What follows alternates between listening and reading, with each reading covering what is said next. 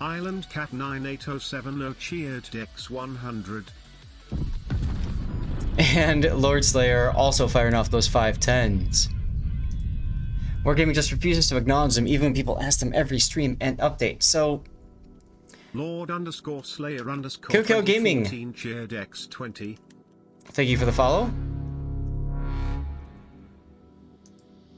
Keycore Gaming is now following. Okay, before we... Let's talk about the operation for a sec. So again, it's 7 players at the max in an operation. So that's almost half of a regular random battle. So if all the players in a random battle queue are playing operations instead of randoms, then that's almost twice the server load that's being placed on them. And I really do think that this is the technical reason that they aren't putting into it. And I think that and this is just me, Wargaming has stated that there's just not any interest, but, well, yes, but Duckman, see, the thing is, co-op is a place that opens up other players that random simply cannot handle. All right, like there are plenty of people that are co-op mains, and that's okay. That's what they want to do. Okay, but from Wargaming's perspective, a co-op player is nearly equal to an operations player, because they both are, it's the same kind of a system, right? It's a more relaxed, more casual experience. Okay? And I think, okay, maybe I'm wrong, but I think that Wargaming is looking at co-op and operations as the same thing. We as players don't look at it as the same thing at all, but I think Wargaming is looking at it as the same. Okay? No. That's right. Co-op doesn't teach good tactical skills. Bots just YOLO. But the same thing happens in in operations as well. They could increase the number of people in a scenario, and if they updated scenarios, added more, and then more people would play. Yes. But then again, let's go back to what Wargaming stated earlier. There's just not enough people playing it to warrant all that time and money investment into building a whole nother game mode just like that. And then you add to it the balancing and stuff like that. It's easier to balance operations with 7 players because there's fewer players. You can control a little bit better and script your bots and stuff like that. When you go up, let's say, I'm all for this, guys. I would love a 24-player operation. Like, think about how amazing that would be. 24 players in an operation. But think about the difficulty in trying to balance all that kind of stuff. You know what I mean? That's the problem. I'd go for it if they put on team damage. Oh God. Oh God. Again, I'd love operations. I really want them to come back. The ones that haven't. At the same time, after playing Narai recently, I'm just not feeling it anymore. The XP nerf that they've done to Narai has unfortunately really hurt any sort of my intentions of playing that mode now at tier 7. I still play at 6s, because 6s the XP earnings are still pretty good, but 7's been nerfed to the ground unless you're playing like the 1 or 2 like really OP ships, and you get a team that actually lets you do the OP ship things, like going for the transports. Improving the intelligence of the bots. So Badger, believe it or not, Operation AI is on a higher level of intelligence than co-op. And the problem that they're having, I think, is that if they go too much higher, it becomes... It's a whole order of magnitude, like an exponential growth, a whole order of magnitude more difficulty. Because, you know, in operations, you might notice that the bots never miss. And they almost always seem to set up another fire going. Kerosene, thank you. This was actually a gift from one of my viewers. He gifted me the Open 14, so we're going to drink it on stream in his honor and all of your guys' honor in a little bit. Walk along. It's like you and I were on the same wavelength, man. Nice. Ops, though, could be structured like raids from... great one. Hey, I completely agree with you. I think I would love to see them retweak all of that kind of stuff. I would love to see them do that. Some of you guys, I saw somebody earlier, I apologize, I didn't call out your name. You said something about, why are they putting out all these ship lines, right? And why aren't they working on game modes? for lack of a better way of saying it, I believe that they're not doing game modes because they're just not seeing the players' retention as high as they would like to see it. I think they're seeing more issues with other stuff, and people come back to new lines to grind. People don't come back to new game modes. And I think that's the problem that they're facing. I could be wrong. Meat Pim and cheered X100. Can I give my opinion? Happy birthday at Lord Yes, Underscore Meat Zath. Pie Man, thank you very much for the cheer. Appreciate that.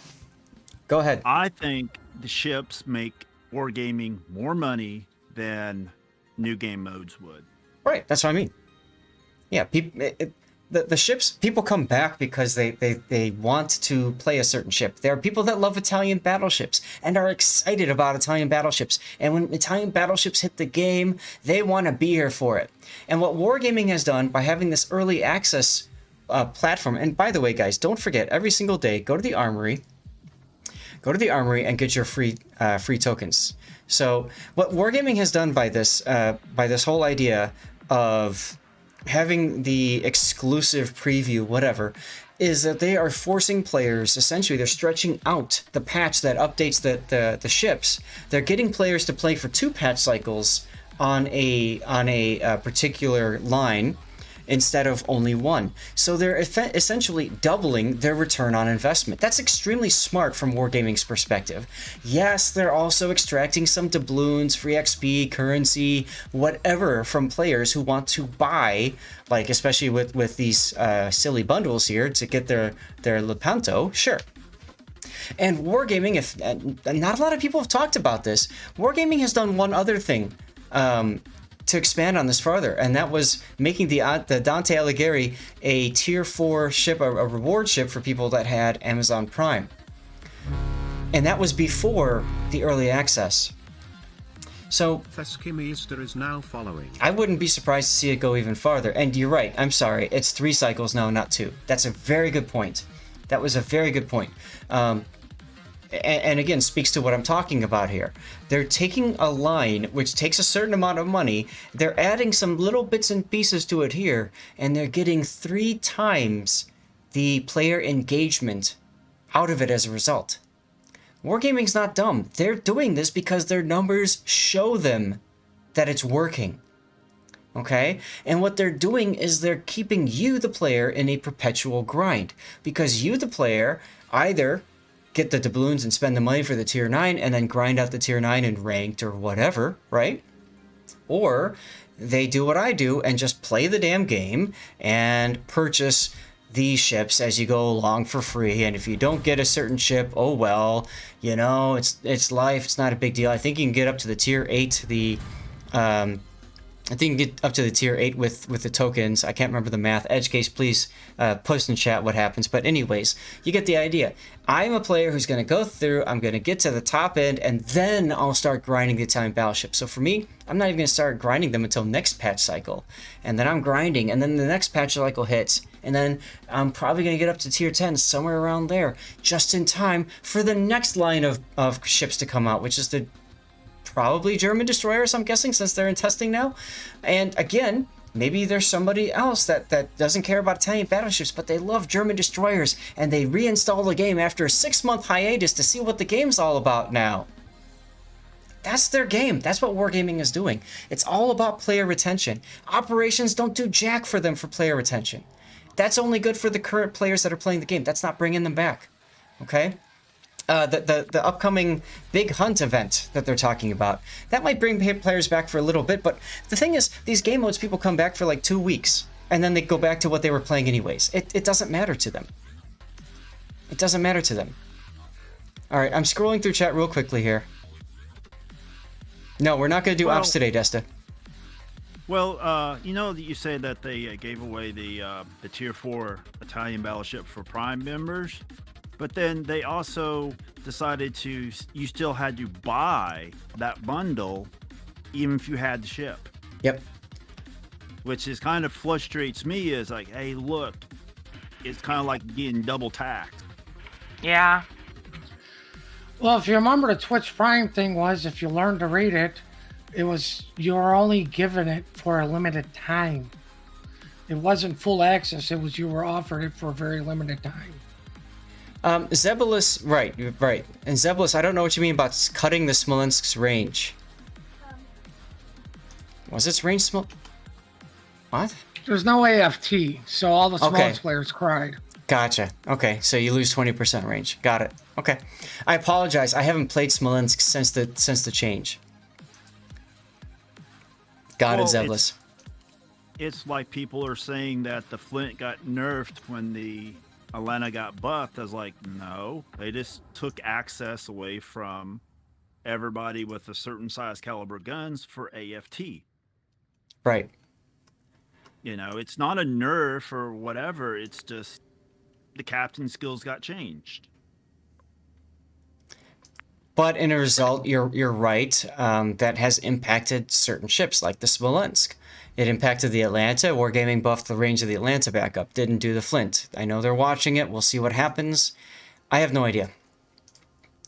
But all I can say is, you know, it's Wargaming's game. And for you guys to understand too, when it comes to events like this, there are two different currencies that they're trying to extract from you, the player. Currency number one is easy. It's the money, right? It's the money. Okay? That's it. You don't care, just communicate about the changes. Yeah, that's true, Zebulus. That's true. And I think part of the problem is there's so many ships out there that they don't take the time to explain, this is what will happen to this ship, this is what happened to that one.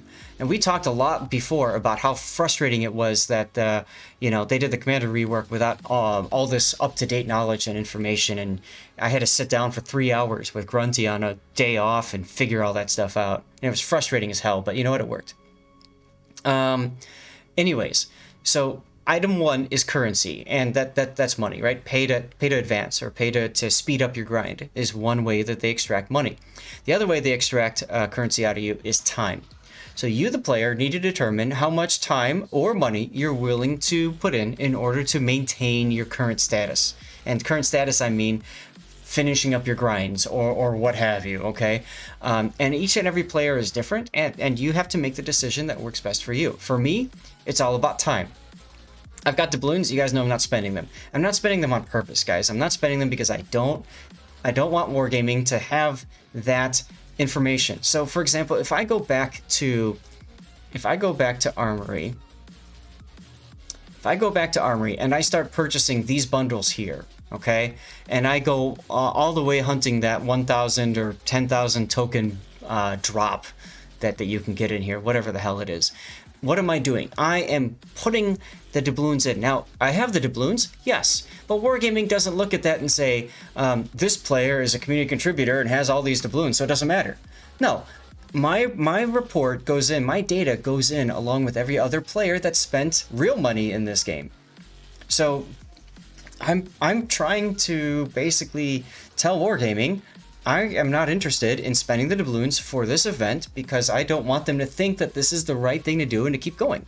I don't like this whole bundle thing, personally. So that's just how I do it, you know? Thank you, SF. Okay. Holy crap. We've been talking for about 20 or 30 minutes and I didn't mean for that to happen. So... Well, yes, they pick up on FOMO, absolutely, Chris. FOMO is fear of missing out. So you either have to do it or else you'll miss out. Okay, so here's what we're gonna do, guys. We're gonna start a race. This is a 4-race rotation. Okay, this is a 4-race rotation.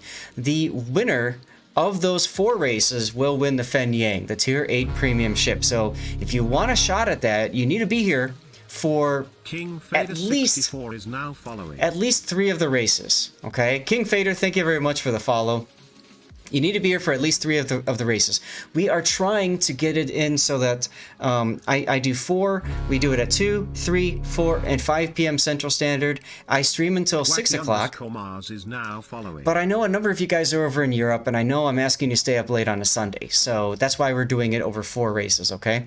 And you guys are all hitting exclamation point playing. I haven't even started yet. Hey, Ziphead. Thank you very much. And SF giving a gifted sub to Zilwiggy. I love that name. Thank you very much, SF. SFNL1 gifted Zilwiggy a subscription. SFNL1 gifted a tier 1 sub to Zilwiggy. They have given 65 gift subs in the channel. Okay, exclamation point play now, guys. Gets you in. We got the funnel we go down. We got to, what is that, another track? Must be another track. But then as you can see, we go through here. Well, watch this race. Torx79 shared X34. And we go there. Tarek, thank you for the cheer. All right, so guys, I'm gonna run a 3-minute ad. Go get some more water, and then we will get started with our first race.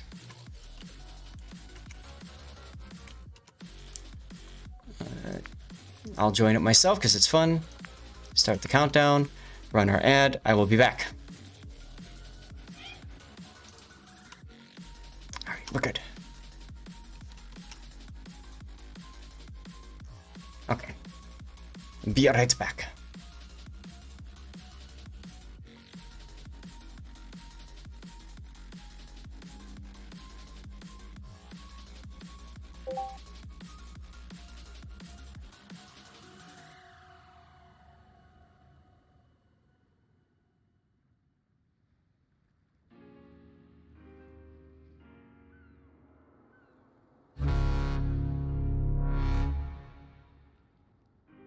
Luke_1967 is now following.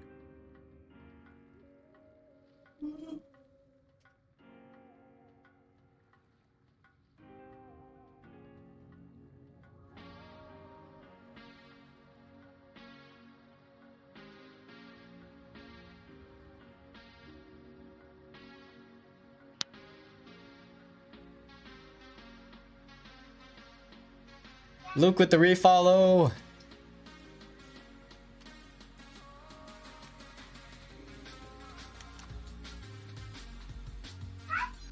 Duckman said, why am I pink? Where's Duckman?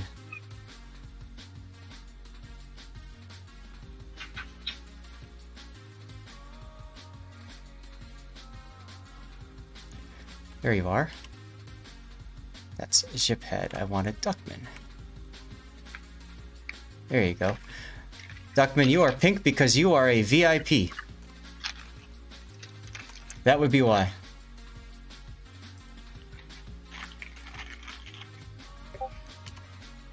Yeah, we all know you can go with another line. No ad, really? Interesting. Okay. Some people might not have gotten an ad, especially if you came in on a raid and all that good stuff. So that could be it. I don't know. Very important pink. There you go. Cthulhu, thank you. Oh, Zebulus, dude. Dude, Zebulus, I am screenshotting that. I am screenshotting that, my dude. I am screenshotting that, and I'm gonna make, oh, I need to save that paint picture, but I'm putting this up. I'm putting this up, man. That's why I do this, man. That's why I do this. Thank you so much.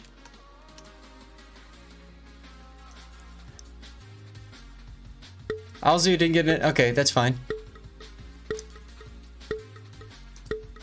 If you polish your balls? Just wow. Alrighty then. Well, apparently you're an epic dirty water master, so. Oh well. And I can make the kitten dizzy, but I'm not going to. Thank you.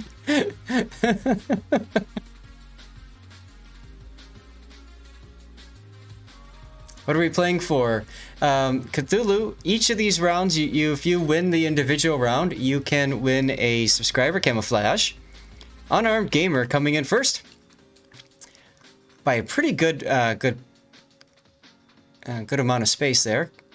So each of these seats you can win subscriber camo, and then if you win the ultimate prize after 4 races, you will win the Fen Yang, the Tier 8 Premium Pan-Asian Destroyer. And some people think that if you hit exclamation point boost in chat, it will boost up your marble. I don't know if that's the case or not, but maybe. Just be careful you don't boost at the wrong time if it does work. But I've been told that that's only during the battle mode. We'll see what happens. Look at you guys all coming out like this. I am Fog in first place now. Big Nemesis in second. Wife Aggro still up there in third place. Alzu in fourth. And I want my own premium ship apparently. I'm in fifth. There's Big Nemesis now in first. That little divider here, man, it really pulls a number on some people. Oh, there's Gregoire. There's Who Jam. I got stuck too. And we got our little corkscrew coming down. Looks like some of the in-game lemming trains. You're not wrong. And White Aggro overtakes Big Nemesis for first place. Gets through the barrier quickly. Big Nemesis gets stuck. Squizzer and Shiphead are in third and second place. Squizzer now in second. Wife Aggro still in first. Wife Aggro is looking like he is going to win this heat here, guys. Let's see. And Wife Aggro comes in first place. Squizzer close second. Look at everybody just rolling in. This ain't looking good for me point-wise. You didn't end up in the top 10 this time. Oh, there's Not SF. close. Khan found a way to die.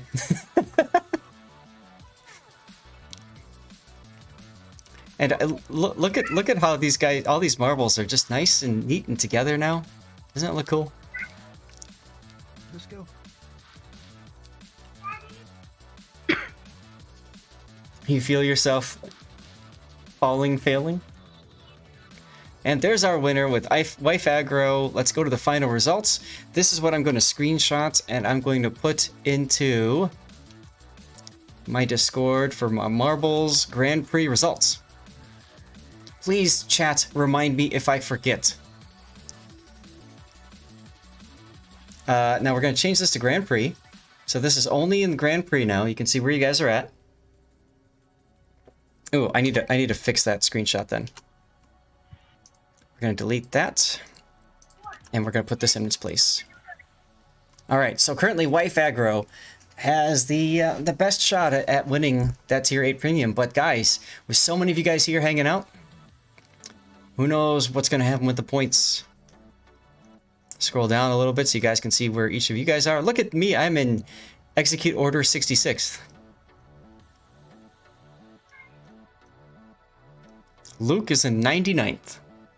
God, I didn't even get 69th or anything. Ugh. Hey, don't worry, you're in 54th. You still have a chance. Well, at least it's a good nightclub, or it was. Ah, there you go. Okay, so, ladies and gentlemen, some people want to talk about some different things in the game. And this is a portion of our stream where we'll talk about what's going on with World of Warships. I'll give you guys my thoughts and opinions on things. Keep in mind, they are simply that, my thoughts. And I'm happy to be as open and honest with you guys as I can. What I'm going to do is I'm going to pick some random replays to cover while we are having these talks. That's what you guys voted on. So I'm not even looking at the list of replays. I'm just looking right at you, chat, as I move the mouse around. And let's go here. And we're going to play a Cossack ranked battle on Neighbors. As soon as World of Warships allows me to play it.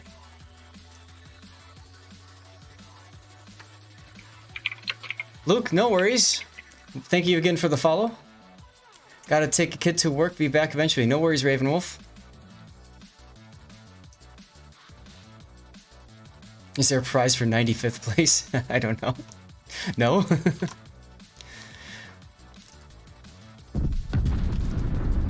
Oh, Alzu! With the drink. Thank you, Alzu. 5 months, dude. Thanks for the support. E1 just resubscribed for 5 months. Flamba drink, flamba drink, flamba drink, flamba drink, flamba drink, flamba drink. All right. Nicely done. So this is, who's this? This is Ashes. Okay. So I'm not going to cover too much, comment too much about his game. But, you know, we'll get it up here and you guys can see it as we talk through stuff.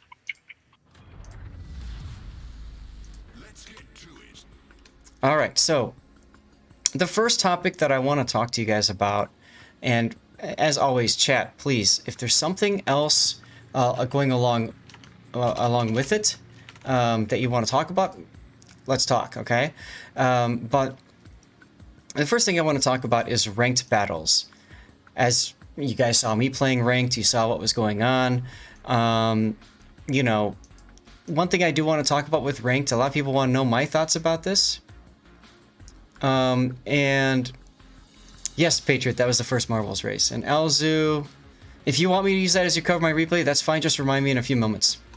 So one thing I don't like about this season of ranked is that tier 8 is no longer tier locked. It's not only 8, it's now 8 to 9, and then 9 to 10, and then 10 final. I liked that tier 8s could be in their own little world. And I kind of also wish that the silver rank was tier 9 simply because then you never have to deal with carriers that way. But Wargaming has decided what they are deciding. I would not be surprised if the tier 8 to 9 is also because players could purchase their own Lepanto, and that allows them to take that shiny new ship into ranked battles. See our earlier discussion about player retention. Just catching up with chat for a second. A lot of people saying they liked... You're welcome, Ash. A lot of people saying that they liked the first season better. Yeah, the one thing I do like about this season is there's double the rewards, so I like the fact that there's more rewards. There is, of course, 50% additional grind as a result, but you have an extra week to complete that grind. So I don't have a problem with that. One thing that I want to tell Wargaming about is I would like to see Wargaming flip the grind for gold and the grind for bronze. I would really like to see more battles required, more stars required to get from bronze to silver, and I would like to see fewer battles required in gold to rank out. And that's for two reasons. One is that forces players to be in the lower tiers of ranked for longer. That helps populate the queues, so you don't get such an effect like this, right? And the other thing is that at the higher tiers, especially gold, it requires so many more battles to move up right now that it's almost soul crushing, and I think it's too many. It's just too frustrating.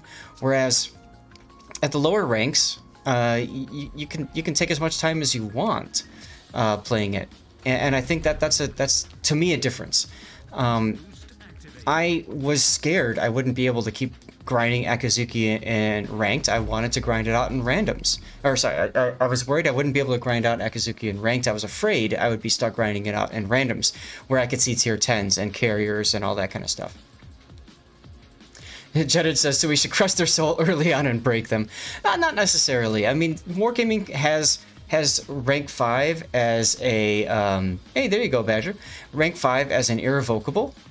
As a result, you can't fall back as much. And I would say when you add, stars required to rank out of bronze, maybe throw another irrevocable in there, you know? Like, I don't know. Just stay in bronze and take as much steel as long as you can get it, and it's fun. There you go, Demon. Exactly. OG Big Worm, thank you very much for the well wishes. Wish there was no losing stars in bronze so I can get your flag without as much frustration. Deadliest, that's true, but to be quite honest, I don't see tier 8 bronze ranked as that big of a deal.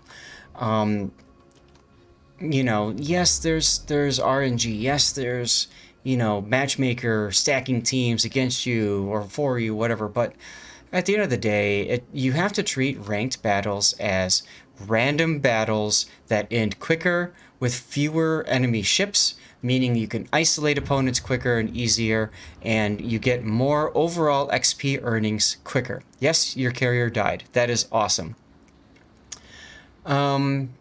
If you remove the ability to lose stars and bronze, yeah, silver becomes the new bronze. That's true, Raining. The problem is last season that we discovered was bronze. Actually, gold became the new bronze last season because we saw a lot of players that were pushing their way, just brute force attacking, battle,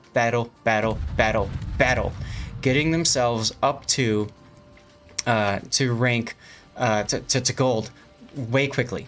And as a result, like Raining said, players that were the opposite of good were all over gold, and it made gold one of those really frustrating experiences. Also, the other problem with gold was you're grinding, you have no ship to grind, you know, because it's tier 10. So what are you doing up there? You know what I mean?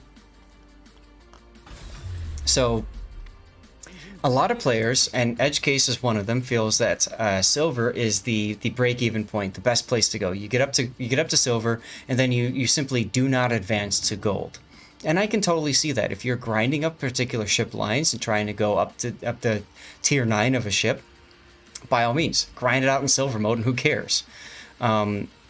There's to me no real reason to play tier 10s at all. Period. Well, unless they're carriers, because for whatever reason you need to grind XP for carriers, for your better aircraft. But that's it. I'd love to see more irrevocables added. Walk along, absolutely.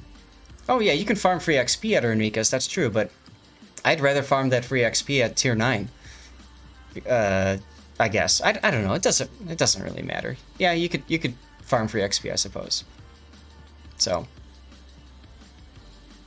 Now that bronze has 8 and 9, there is no reason to go into silver. Silver, I thought you get a little bit more rewards than in bronze. I'm gonna post that. Right, exactly. As Edgecase is saying, you can farm both kinds of XP. Shane, thank you for hanging out. By the way, Shane had to run. He said he had kid aggro, so thanks for hanging out, Shane. Let's see. What do we get for rewards? You get 200 more doubloons. No. Yes, you get 200 more doubloons in Silver League. And you get 200 more more steel, and you get more camouflages as well for ranking out in silver compared to bronze. And the camos you get are silver camos instead of the poop color bronze. You get 5 poop bronzes, but you get 10 shiny silvers at least, so that's nice. I like the silver camos a lot. Okay, so that's my first point I wanted to say about ranked battles. Let's see, what else? I would say I think there should be less emphasis on ranking out and more on having fun and completing the win missions. So if you're the kind of player that gets frustrated with ranked, just do what I do, which is just play until you're finished with your mission completion, and then decide if you want to rank out or not. If you're really close to ranking out, then sure, go for ranking out. If you're not, take your time. What's your rush? One other thing I want to mention about the lack of a tier 8 locked bronze mode is actually that's better for tier 8 ships, because tier 8 ships facing tier 9s, you get that XP bonus against a higher tier ship. So if you have a tier 8 ship that you're good at, like for me, that you saw me what I did with the Akizuki earlier in the stream, you actually get more XP earnings that way too. So that's kind of nice. Alzu, nice. Yeah, play that way in ranked and you're not stressed over the results. It's random battles, guys. It's random battles, and you should thank Wargaming, because what they have done is they've made it so that it's random battles that you finish, it's random battles that you finish a lot quicker than normal. Most random battles, I mean, yes, you get the steamrolls, sure, but on average, you're going to finish a ranked battle quicker than you're going to finish a random battle. And you're going to get about the same XP earnings. So you get the silver and gold and doubloons, and you get the camos and whatever. So honestly, I feel like it's, and now you get that special container too, don't you? So I just feel like you might as well play it. Ziphead, if you don't get any more drops from Twitch, do me a favor and think about what you've done recently. If you might have done anything like changing your password I changed my Twitch password and that broke my connection, even though we were connected. So Shiphead, what I would do if I were you, if you have not gotten any drops at all from this patch cycle, have you Twitch, if that's Twitch or Wargaming, if you changed either ones. And if you haven't changed them and you're still not getting any drops at all, then my recommendation would be to just unlink the accounts and then relink them. It takes you about 5 or 10 minutes, but you know, that would be my suggestion. Shiphead, you tried that too. Double check the inventory, like Mustang said, and make sure you haven't cleaned them. And if you have cleaned them in the inventory, hover over the upcoming ones. It'll tell you when they become available. I think it's Thursday is the next ones. You like rank because, as you said, it's random battles, less ships. Yeah. Randoms is a good opportunity, Spicy, to, like Spicy, you're saying, random's a great opportunity, or ranked is a great opportunity to focus on gameplay of a certain type of ship. So if you're bad at destroyers, then ranked is a really good opportunity to learn destroyers, because you can isolate your opponents into fewer engagements, so you get less, like, you know, just destroyed, you know, in your destroyers, for example. Same thing with battleships and cruisers and stuff like that.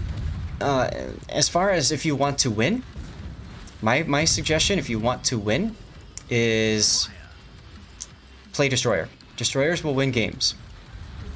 Plain and simple. Are we gonna see a ram here? Are we gonna see a ram? Yes!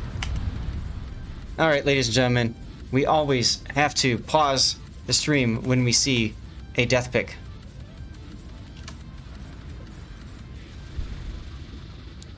So bear with me for a moment as we line ourselves up.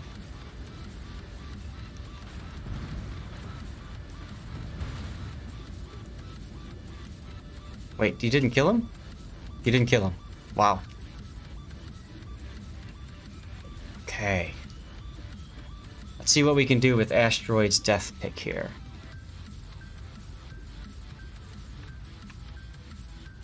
That one's kind of fun. Kind of like that. Let's back off a little bit more, zoom in a little bit more, get some more telephoto work. Whoa, mouse. Play with me here. There we go. That is kind of cool. Although I think I like the zoomed out one better. I'm gonna take a shot anyways. The zoomed out one better had more smoke to it. I feel like I'm missing some of the smoke here, but it still works. Let's see if there's any other views that we want here. Oh, actually, I have an idea. How about that for a death pick? Like, this Azumo is such a boss. He doesn't even care about the fact that you're right next to him and exploding. He's looking somewhere else. Stream is lagging out bad? Okay, it's not a problem with my upload. I'm not seeing any drops on my network. So, that's weird. Okay, Twitch might be being stupid. Yeah, it doesn't even turn around for the explosion, right? We need those like a boss glasses on him. But like there. That should be good. That ought to work. Okay. Let's continue the game and continue our discussion. It's back? Okay, good. Guys, if you're experiencing lag, just hit refresh on the stream and that should get you in. I don't know why it's doing that. I apologize, guys. Yeah, it's got to be Twitch. The other thing I want to comment on with ranked is, like, there are times where you have to really try to win, but interestingly enough, sometimes you also have to try really hard to fail. I did an experiment over the past couple of days. I wanted to see how quickly or slowly it took to drop down in the ranks, and I was surprised at how much work it was to actually fail. Like, legit, how much work it was to fail. And I'm looking at you because I'm picking the next replay. and we're going to do a ranked Wooster game.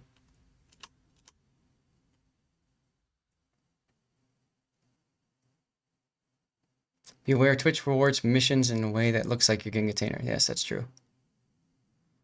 Because of the streamer's age, huh? I don't know. And oh, by the way, Kaiser Sosa, thank you for the follow. I think I forgot to thank you before.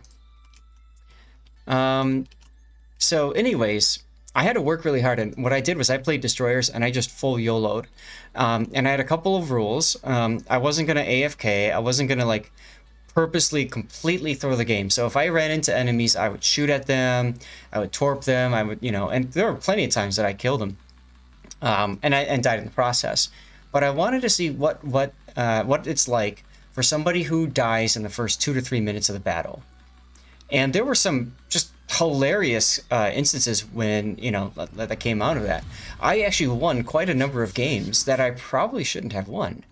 And I have no idea why, because I died 2 or 3 minutes early. And we talk about how important that is so many times, to not die early in the battle and stuff. And it's made me realize that that ranked battles is so much more RNG than most people realize.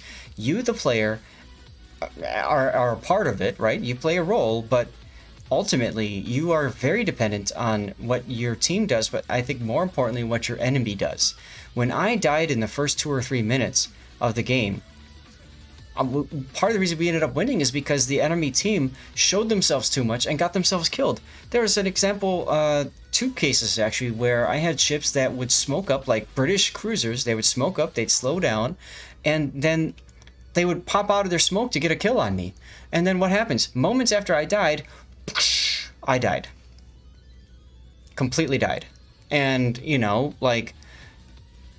So I honestly, I think it's a lot of what's the enemy doing, and how are they throwing this? You know what I mean? Like it was an interesting experience. So, you know, never seen a forum post about how players felt that they had too much influence over the game they just lost. That's my random RNG on 200% weekends. Play great, lose, die early, win. Well, Dumal, yeah, and the ironic thing was that I was trying to lose, and I got within 1 win of ranking out 3 separate times yesterday over the course of about 4 or 5 hours that I was playing. So, like, you know, it happens, and it's interesting to see the result of that experiment, and it was a lot of fun. And you know what, I did it in bronze, so you know, it's not terrible, but like. You know, I realize that some of my teammates might have been upset about that, and I do apologize to any of my teammates who might have run into that. Player wins, game is fine. Player loses, everything needs to change. Well, yeah, that's right. I mean, I had a game... Guys, I had a game where I died in 3 minutes and came in 2nd place on my team and I lost. Second place. 2nd place. Couldn't believe it. Clearly, you need to be nerfed. Couldn't believe it. You know what I did to get to 2nd? I killed a lightning that didn't want to stop and smoke in front of me in my Tashkent, so I just... Or my Akizuki. So I just kept shooting him until he died. I felt bad for him, but come on, if you're not even going to smoke up and take advantage of that, then you don't deserve to live. You know what I mean? Like, I'm not going to try to lose that hard. That's not fair to my team. So I killed him, and then proceeded to YOLO charge a Neptune that sat broadside to me while I penned him with AP Citadels at like 4 kilometers. Now, he eventually killed me, but I took away half his health. And I died in 3 minutes. So, you know, like, whatever. It's, it is what it is. I had another hilarious game where I was in an Akizuki and I was trying to ram a Soyuz who was afraid of me ramming him, so he was in full reverse. And so in all chat, I told him to accept my love. that was just ultimate hilarity. And my team won that damn game too. It's the I'll tell you what, guys, if you ever get frustrated with ranked, just take a moment and play the game in a completely different playstyle than you would normally play, and don't be upset with yourself if you lose. Look at it and just say, you know, just try something. Who cares? It's ranked, especially if you're at an irrevocable ranked. Just play the damn game. Have fun with it. You know? There are worse things that you can do, like AFK, like team kill, right? Like, don't do that, okay? But otherwise, yeah, just have fun. Okay, does anybody have anything they want to get off their chest regarding ranked battles at this point? Nope.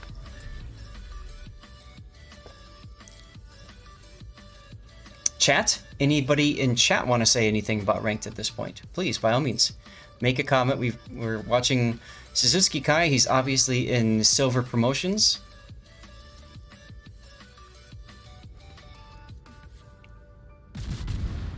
Raining, yeah, I saw that so many times. DD dead, we've got this, and then the team just YOLOs, like counter throws, and it's just, it's why you never give up. It's why you never ever just say this game is a loss, and you keep playing. And Kitten can attest to this. I was legit frustrated when I would win, which was even funnier. Yesterday, I can't believe how many, just how hard I laughed yesterday. I want to get off Mr. Bones' wild ride. What is that, Ted? I don't know what that means. Lack of appreciation for pineapple and pizza in ranked battles. So many heathens. Thanks, Griefer.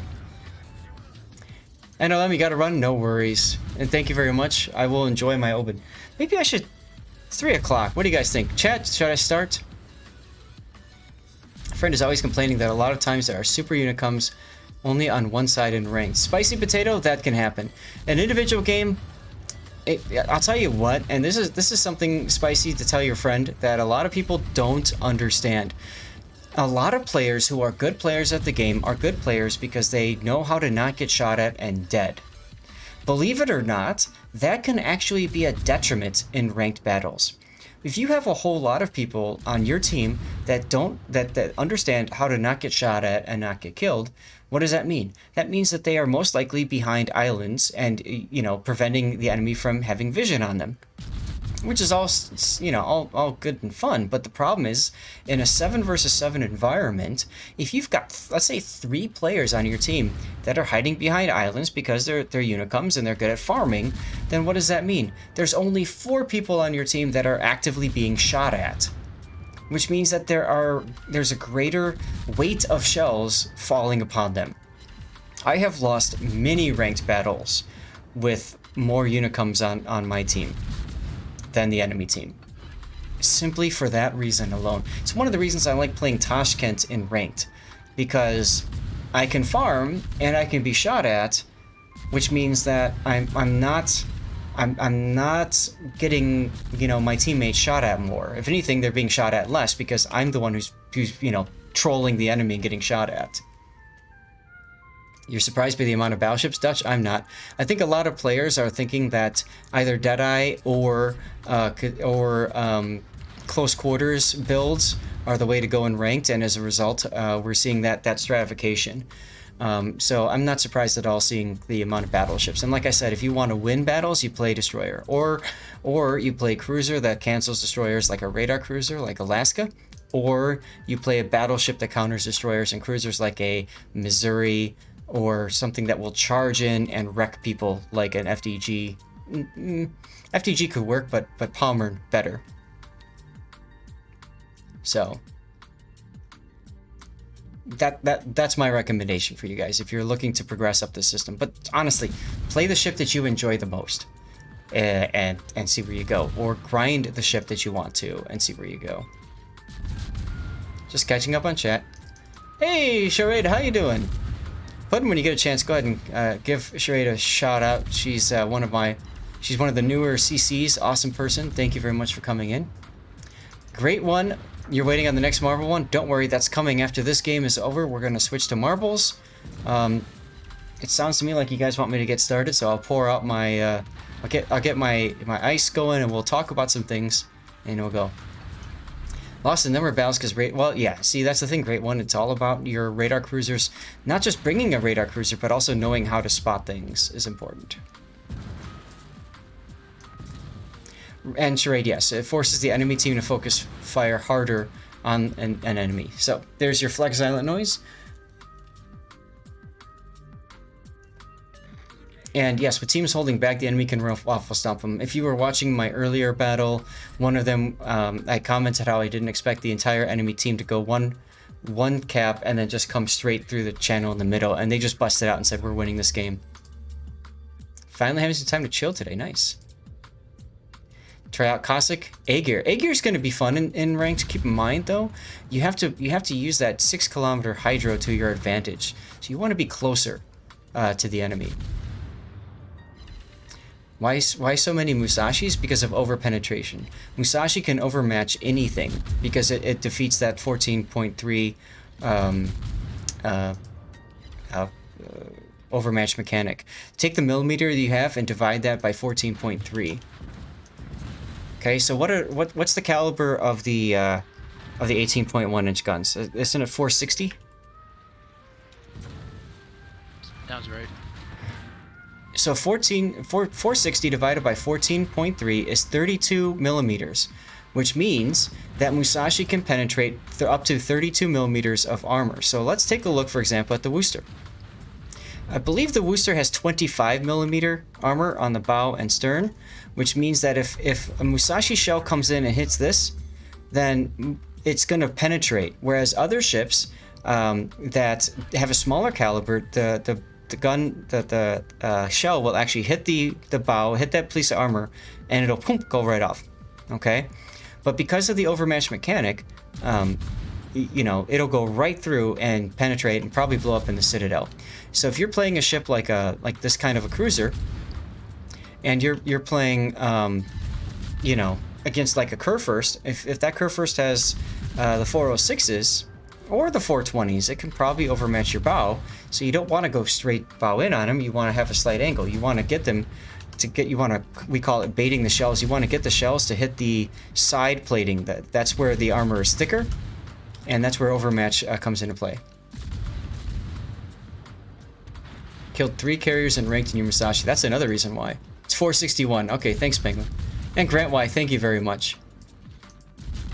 Tago is your ship in ranked. There you go.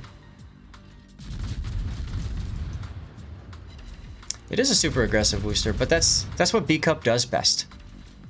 So I'm not surprised to see him being super aggressive here.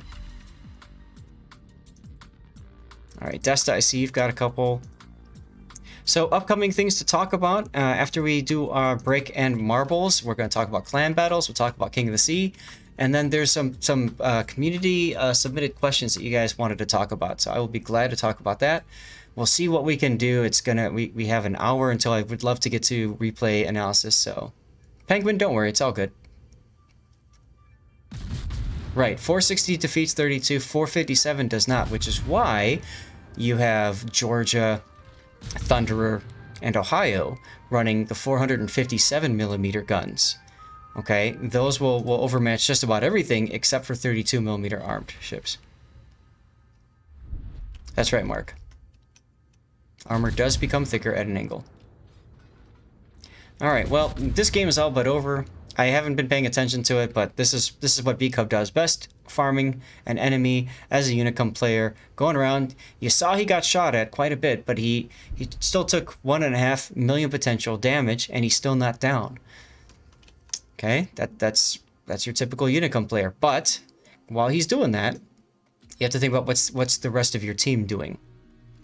So again, going back to the talk, if there were 4 of those kinds of players on that team at once, it's a crapshoot. You can't just guarantee that it's gonna result in a win. Okay, let's go to the next map. So we're going to Raging Pin number 2. All right, exclamation point play gets you in.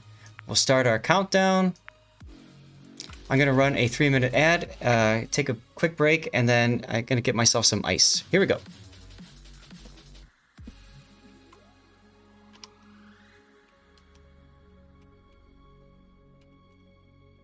Okay, let's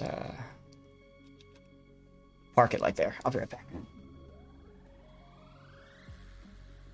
You guys in the chat, are you still... I'm all right.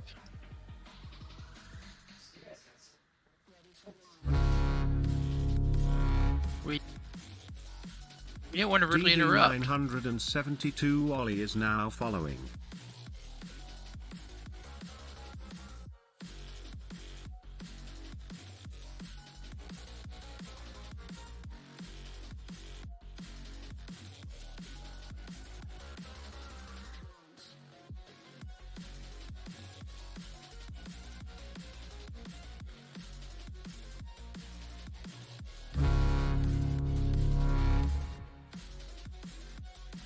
See Jim is now following.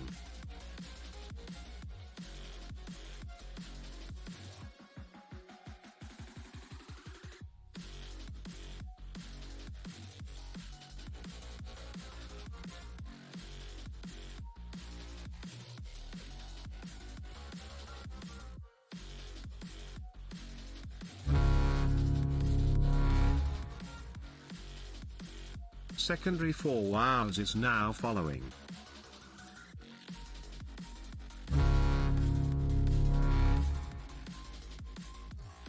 Warduck 69 is now following.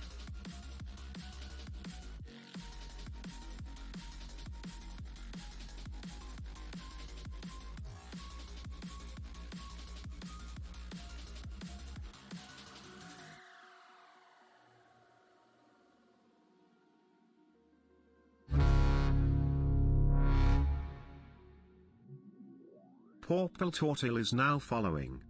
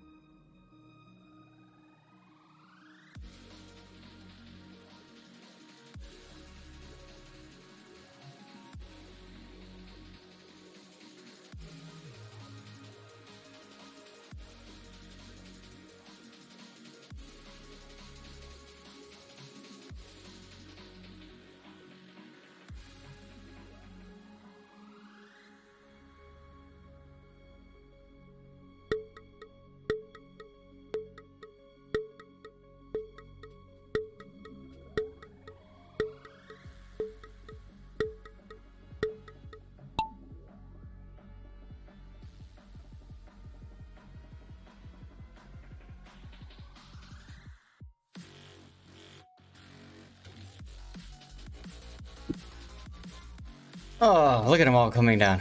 Oh no! We got some people gone just now. Butch Kane in first place. Ooh, this is trippy. This is very trippy. Butch Kane easily getting through that first barrier. We're gonna park it here, just watch these guys for a little bit. Here comes Unarmed Gamer. See Seabear, great one.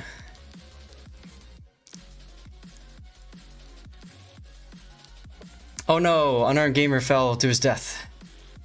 Chaos is down. What is happening here? Oh, people are falling right here. Okay. Okay. Lord Slayer goes down. Gregoire goes down.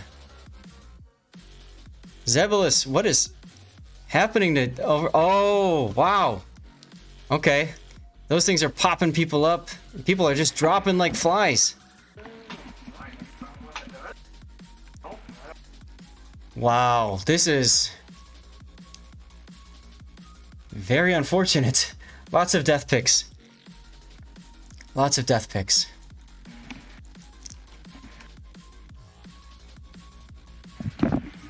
All right, and what's in our first place here? We've got Say What? The website said they were. And then Ash is now in first. Really? So we go from there down into this funnel. What's beyond the funnel? Ah, the finish. DD972 only is our winner.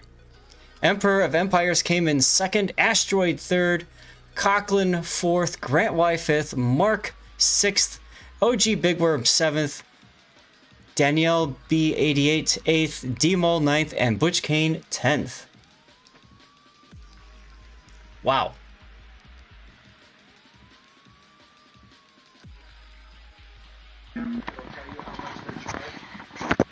Let's go back up here and see what. Oh my god. So, okay, so it also explodes people My up there issue is I turned.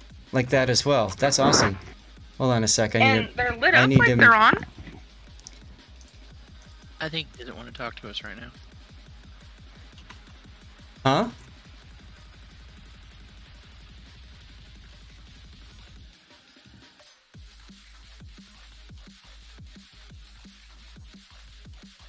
Just letting Siket know. I think she might be having some issues with her headphones. You need to get bounced out of the bow. Oh, okay. Nice. I didn't realize that. All right, let's take a look at our final results for the season so far. So, because it's the second match, now DD gains 33 points. I'm going to screenshot this and I'm going to post it in the Discord so we can see the results and compare it to the other one. This is something new I'm doing, guys, so I'm trying to figure out how all this works. So, where is wife aggro in the listings?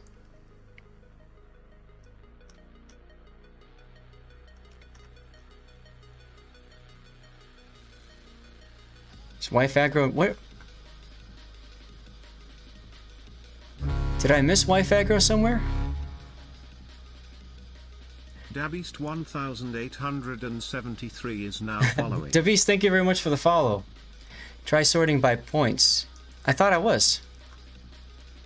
Oh, well that's... Ah, there it is. Season Grand Prix. That's what it... Okay. God, I hate that it defaults to season. And I always think season is you know, whatever. So, okay. Where's wife aggro? Because he should be up here, right? Because he won... Am I blind?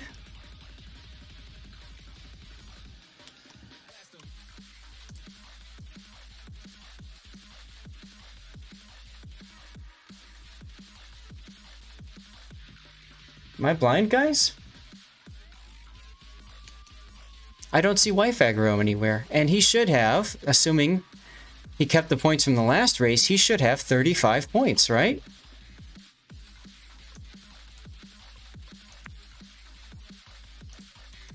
Copy to clipboard. What does that do? That puts everybody in a listing. Okay. Enter player name. Wife. Wife aggro's not there. He didn't join the race. He must not have joined the race, but I would...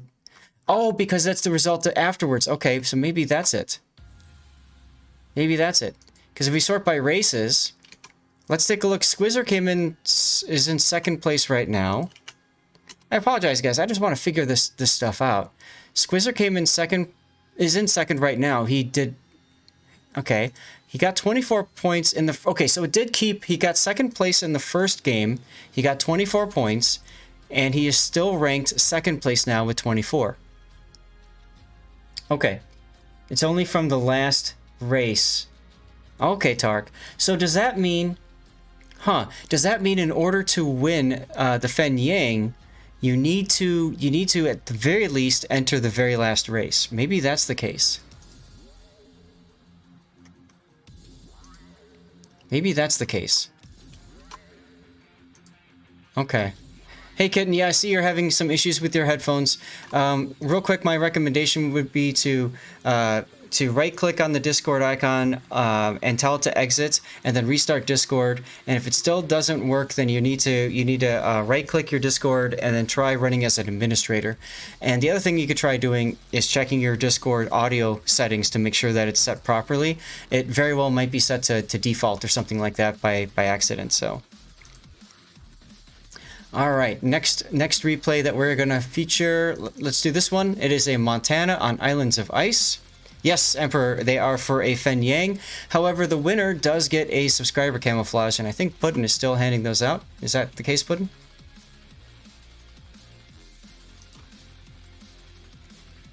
You know, it would really help if I unmuted my mic from when I went downstairs. Puddin, are you still handing out your the codes for the winners?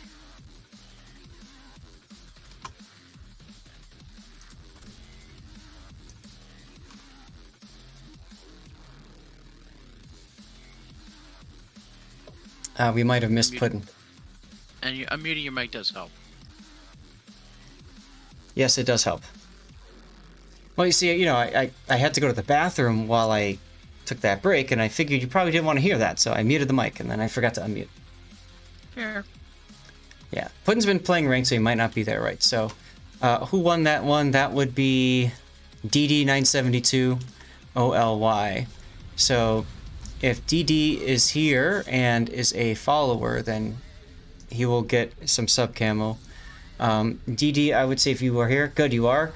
Send a quick message to Puddin, Whisper Puddin 597, and he will get you your prize. Okay. All right. So you guys wanted me to start checking out the Oban. I want to share with you guys some stuff beforehand that means a lot to me. Okay, and I've been doing this every stream. I forgot last week, but I want to share you guys with you guys things that are important to me, that are warships related, especially wargaming related. So here's the item I want to share with you guys today. This is a coaster from Wargaming St. Petersburg, and when I pull the cork, pop it up to the mic. Okay, and it's I brought this home from the Community Contributor Summit, and I actually have 2 of them. See, here's the second. So I'm gonna enjoy my Oban on top of Wargaming coasters. Ta-da! And I have something really special to share with you guys too. I need to make up for last week missing out on something. So this is an ice bucket, but it's not just any ice bucket. Take a look. This is from the inauguration in 1981. 1981. Guys, this bucket is literally over a little bit more than 1 month older than I am. And it's serving me ice today. How cool is that? Yeah, this is Reagan and Bush. If you look carefully, you can see Reagan there, and then you can see Bush there, see? So, I just thought you guys would get a kick out of that. This is not a political statement, okay? This is just the fact that this is something that's a month older than I am, at least a month. It's probably more like 2 months older than me. Too bad it's Reagan. That's okay. Here we go. Pulling the cork. You're deaf, you must be missing out. Favorite presidents? Yeah, there's your pop. Now, ooh, it smells good. I'm not a big Scotch person, so I'm gonna try it niche by itself first, and then I'll add some ice. See what it's like. I like to lick the side because I don't want to get it all over the bottom. It is a good sound. Okay, now before I take the drink here, I want to get in the habit of shouting out some people. So I'd like to take a moment for my first shout out, and I want to need a splash of water to open it up. I don't have water, I got ice, but oh well. Actually, I have a little bit of water I can toss in. Okay. There we go, splash of water. So I wanna first of all start off by recognizing Wargaming and all the people in Wargaming for creating this game that brought us all together, that brought me here with you guys to celebrate my 40th birthday. You know, like, I never thought I'd be here with 200 and whatever people hanging out on my 40th birthday. Stevie down there underneath the table, me my own desk, and just having fun. So, thank you very much. Cheers to everybody at Wargaming. And I'm gonna call out some names.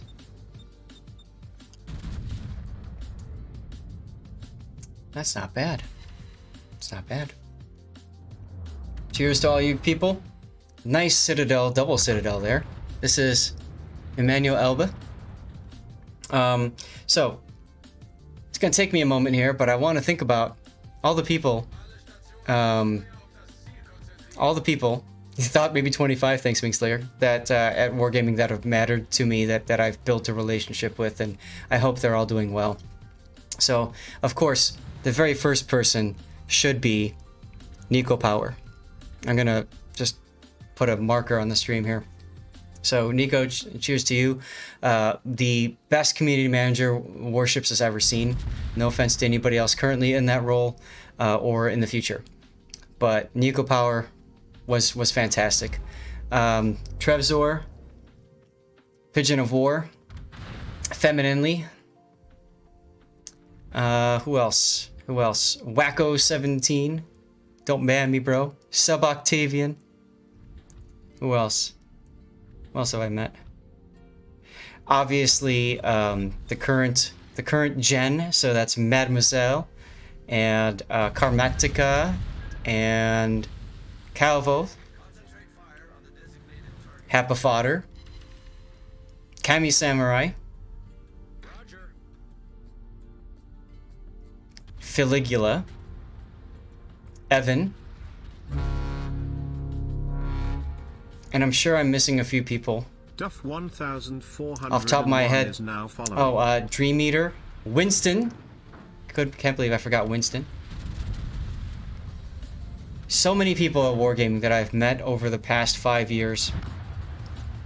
We all enjoy this game, and you know that's great, and all that, and it's because of them. And so big thanks to Wargaming once again. Cheers. And agreed, everybody in chat, let's knock off the politics talk. I'm sorry, I didn't mean to bring it up when I showed you guys the ice bucket there. It had nothing to do with politics, it's all about the year. Poor Neptune. All right. It's got an interesting taste to it. I'm not a big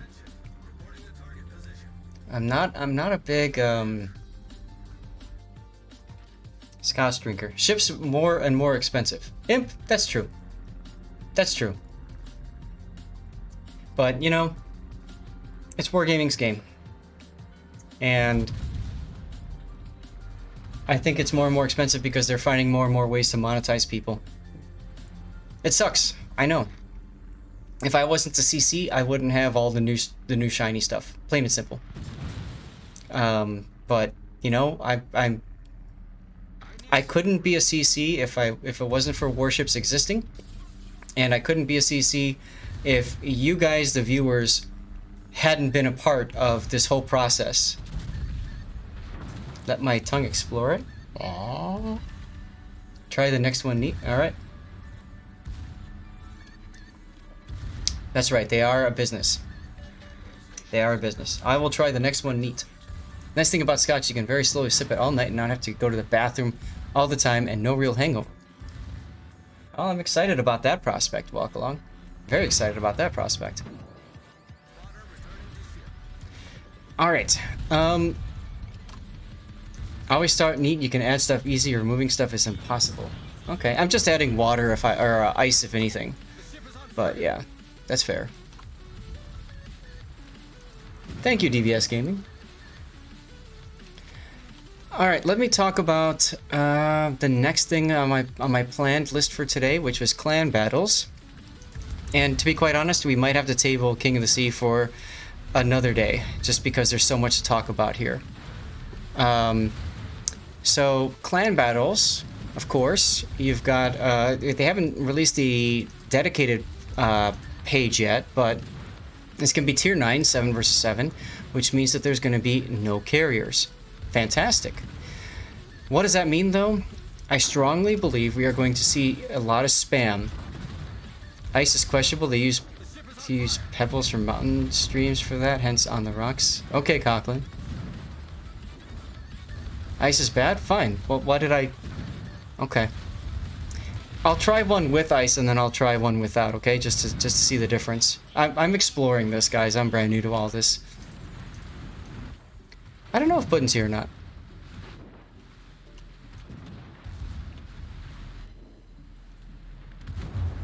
DD972OLY.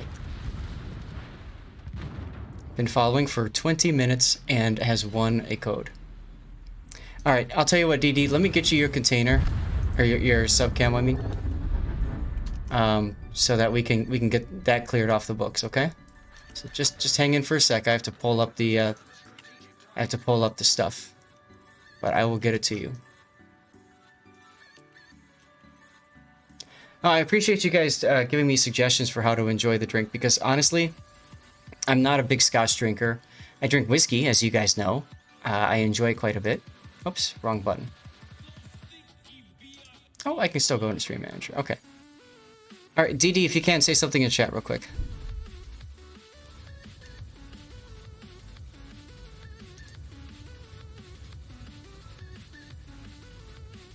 Hey, GMC Yukon.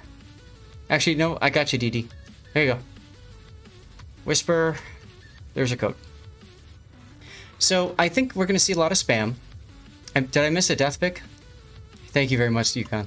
I think I missed a death pick. Yeah, so I think we're going to see a lot of spam in clan battles, especially the French ships, the Mogador. I think we're going to see a lot of Mogador spam.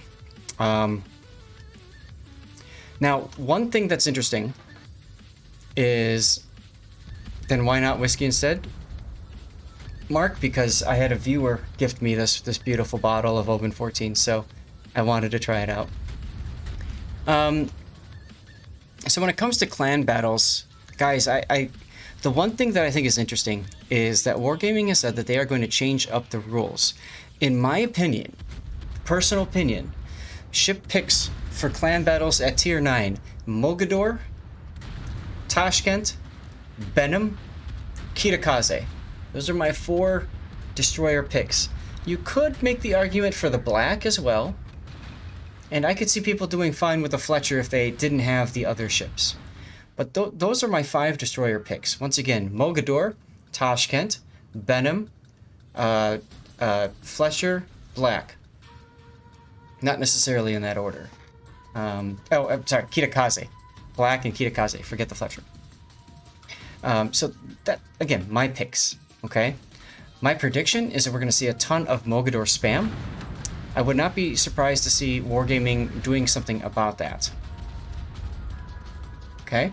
You're just about to say you missed the Jutland on that list. Jutland I could see too. Right? I mean, it's a strong destroyer. But in clan battles, it's more about team movements and stuff. I don't know. Maybe it'll work. I could be really wrong. For cruisers, my ship picks is none of them. I don't think cruisers have a place in this season of clan battles. Maybe one. But which one do you pick? In my opinion, there's really only one to think about, and that's the Alaska. I can't see the super cruisers doing too much else, or any of the other cruisers doing much else regardless. Some people talked about Riga. I think Riga is too fragile. It's not bad, but I think it's too fragile. Rune? No. Seattle? Lol. Buffalo? Maybe Buffalo. Maybe Buffalo. Alaska's gonna get burned down really quick. Yes, you're exactly right. Aegir is a possibility. The guns are great. Raymu with the follow. Thank you, Raymu. Ryemu Bakari is now following. But yeah, there's no tier 9 cruiser that gets me excited for clan battles. There's none of them, because none of the cruisers can block all of the shells from a battleship, right?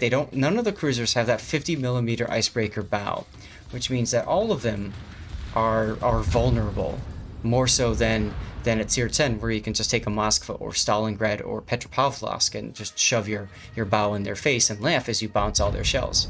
So I don't think cruisers are in a good place at tier 9 clan battle. Do you know why I get rank 1 very easily in clan battles? Because they forget to ban Black Swan, and that is what? Okay. I don't know what that means, but okay. Go Big Red, congratulations on your Twitch container. Oh, wrong glass. So those are my picks for a cruiser, which is none of them. Brindisi can smoke and run. It'll be good for getting into a cap and capping and then getting the heck out. Yes, there's some utility there, but I would much rather have Venezia than Brindisi. Brindisi can make it work. It's just I would rather have at that point another Mogador or a Tashkent or something else that plays the role of destroyer and cruiser so well. So that's the problem with cruisers. And again, this is my prediction. At Battleship, it's going to be Georgia spam, and Jean Bart spam, and Missouri spam, and that's about it. I mean, you'll see secondary FDGs and Pomerans. I don't think they're going to be that effective. Izumos, LOL. What else is there? Alsace? It's a joke, but in history, Black Swan can wipe out 12 tanks. Okay. Is there a requirement for class distribution? I believe you're locked into 2 battleships maximum, and that's it. Oh yeah, Musashi. Okay, so you can have Musashi, sir. And Ted, I agree. Izumo is decent since it's got the buff. The problem is that everybody thinks that it's crap, so therefore you're just not going to see a lot of them. Alsace is bad considered by Flamu. Flamu's never been wrong, right?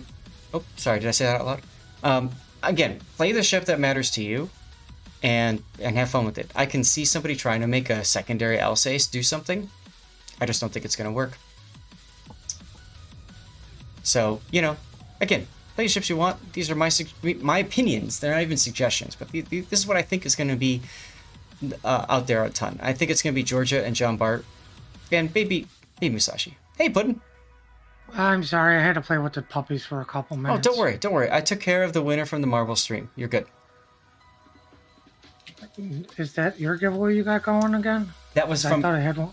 No, you still have yours going. That was just from the Marbles game. Hi, Stevie. Okay. I'm not going to comment on other CCs in a negative tone. You know, and what Except for GP. Yeah, yes, it is. I'm joking. I'm sorry. I'm joking. It's just a punch at GP. Hey, when you get a chance, by the way, why don't you shout out Remu?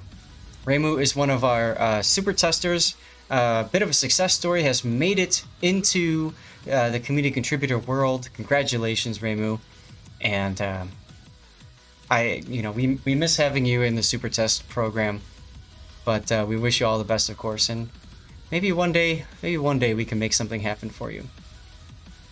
I'm trying. That's all I'm going to say.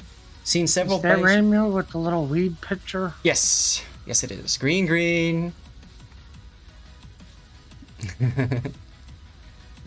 So let's talk about the ban system, because that's something that's new for the season. They're talking about changing it up so that you can only have one of each type, or maybe 2 of each type of ship, like class or name, or maybe they'll ban a ship altogether. My predictions, first of all, I don't see any bans going on at the beginning. Oh my god, what the hell is that? Oh, that's Azure Lane he's playing in that clip. Are you surprised? No. But yeah, so I would expect Wargaming to not do anything for the first 2 weeks. So I think for the first 2 weeks, it's going to be completely open season. Whatever the hell you want to do it. Do it. And then what I think is going to happen, thank you, Danby. Then what I think is going to happen next is I think that we are going to see a situation where Wargaming is going to have to make a decision of what they're going to do. The way I see it is there's several different ways that Wargaming can do these bans. One is to ban a ship outright. That would most likely be the Mogador, and that's what I consider to be a meta response. It's a response to what the meta is and an attempt to shake up the meta. So I can easily see Mogador being banned first and foremost, which means if you are thinking of clan battles as a great opportunity to grind up the French destroyer line and finish your tier 9 grind, you best do that in the first week or second week, in my opinion. I could be wrong here. Akatsuki is coming up on New Dawn. So that's my thought, okay? And it's going to take a couple of weeks for Wargaming to get the data to populate their spreadsheets to tell them what they need to do. That's okay. Other predictions. I wouldn't be surprised to see if they force a 2 of each class minimum requirement. So essentially they're going to force cruisers to be a part of the experience. Woe to the cruisers that get stuck playing them. I can see them doing 1 of each type maximum. So only 1 Mogador, only 1 Alaska, only 1 Musashi. And that will force variety, and I think that'll be a great way. So far, we've forced meta, we've forced cruisers, we've forced variety, and my favorite one, no premium ships, and that's just forcing pain on themselves. Because that will be a complete poop storm if they say, no to premium ships whatsoever. This is Pepsi Cola. I don't know who that is. I don't know if they're on my Discord. Let's take a look. I don't think they're on my Discord. Stream video. Brushwolf, hey, welcome to the Discord. I saw you jumped in, by the way, and I've heard that the stream's been acting weird. That's not on my end, that's on Twitch's end. So all I can do is say, just try to roll with it if you can. Refresh the stream if you need to. I don't know. Yeah, well, exactly, Freelance. That's why I call it forced pain, because that's a pain on themselves that they're forcing. So I don't see Wargaming doing that. I'd love to see them do it. I would think it'd be hilarious to have them force tech trees only, but I just don't see that's going to happen. Discord is a way to communicate, Mark. You can hit exclamation point. Oh, there it is, right there. Thank you, comrade. That's my Discord link right there. You can join it and be part of the conversation off stream if you want. So yeah. So anyways, I just, how do you get around the ship bans? You play ships that are similar to it. So if Mogador gets banned, then you just play Tashkent, because Tashkent plays about the same as Mogador, and oh, LOL, it's got a heal. So, you know, I honestly, I think Wargaming is going to be stuck in a position where they're going to try to force a change, and they're going to cause a lot of problems on themselves in doing so. But I appreciate that they're trying. I think they should just go way outside the box and make it Smolensk only. That's the only ship you can play as a Smolensk. That's tier 10 though. This is tier 9. Well, they can change rules again. No worries, Mark. Some people don't know what Discord is or how it works, and that's okay. So, yeah, make it tier 9. That'd be funny. Guys, does anybody have any other questions or comments they want to share regarding clan battles?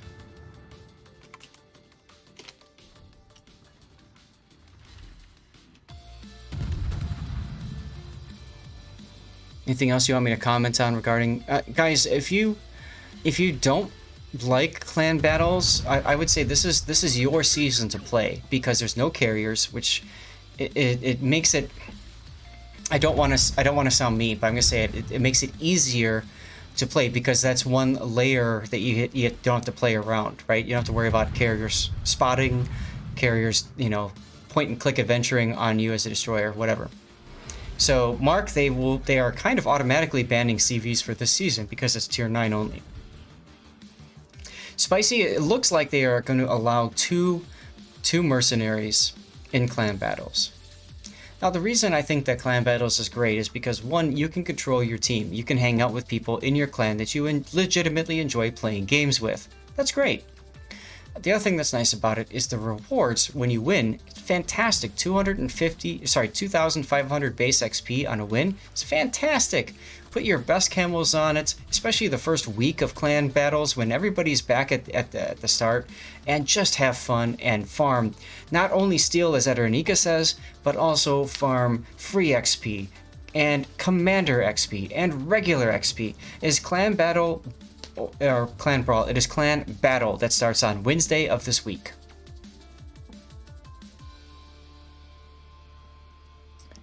Okay. Any other questions you guys have regarding to clan battles? Nice torpedoes on the Jian Wei there.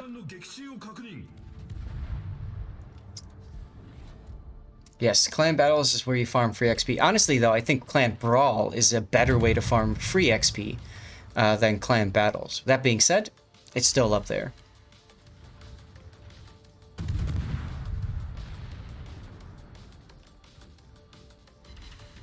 How do clan battles compare to King of the Sea? A lot less coordination, a lot less practice, and a lot more rewards. Mercenaries added team battles just before team battles got scrapped because player numbers fell into the gutter. It's true. Welcome back, Ash.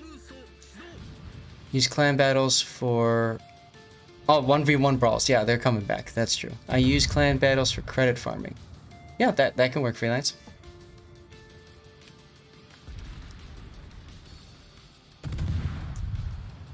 So, all right, let's talk about the next item then, and that's the Ask Me Anything portion. This is, guys, if you've got something that you want me to comment on, this is a great opportunity for you to do so.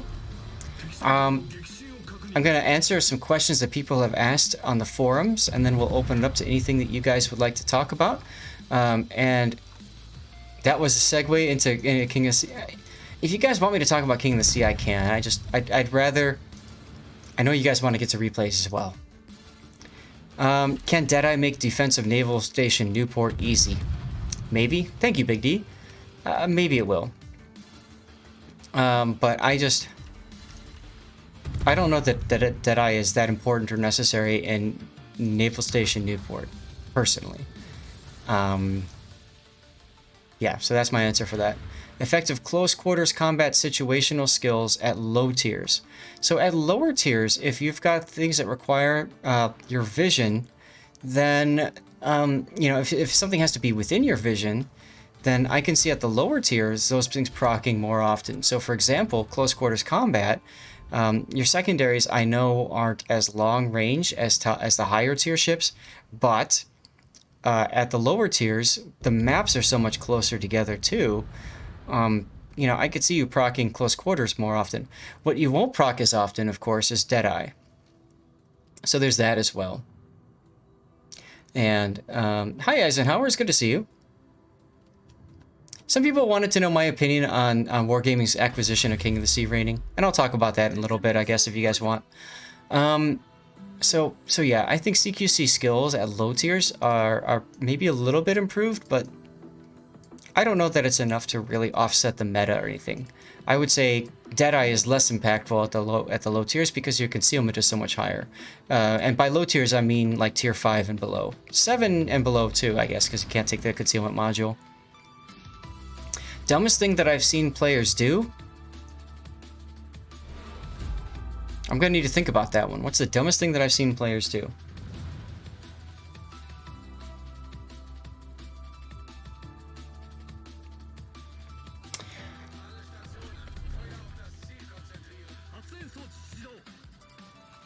There's a lot.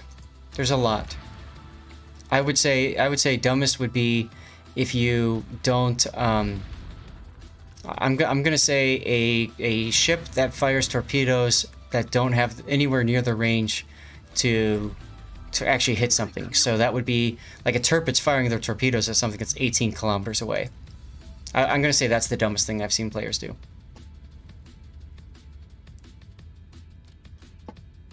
When I go over Dazzle skill, M13, Dazzle basically, if you are not detected and then suddenly become detected, you have 20% additional dispersion from enemies that are shooting you for 20 seconds.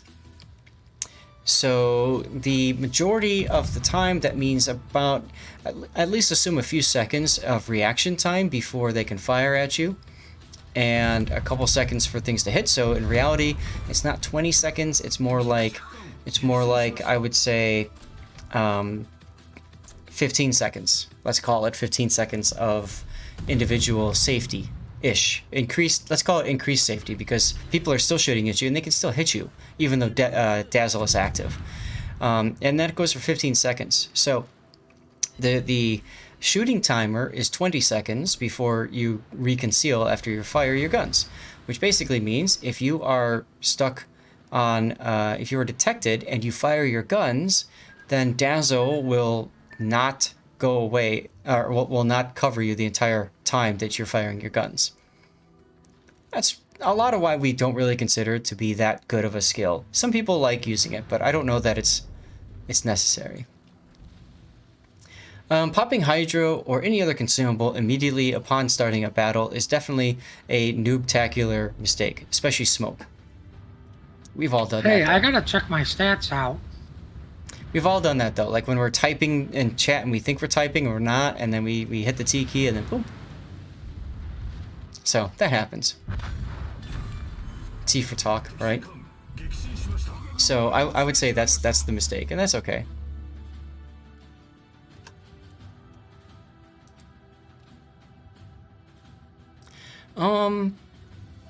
Next question people said, how might no tier 3 battleships affect the Regina Marina?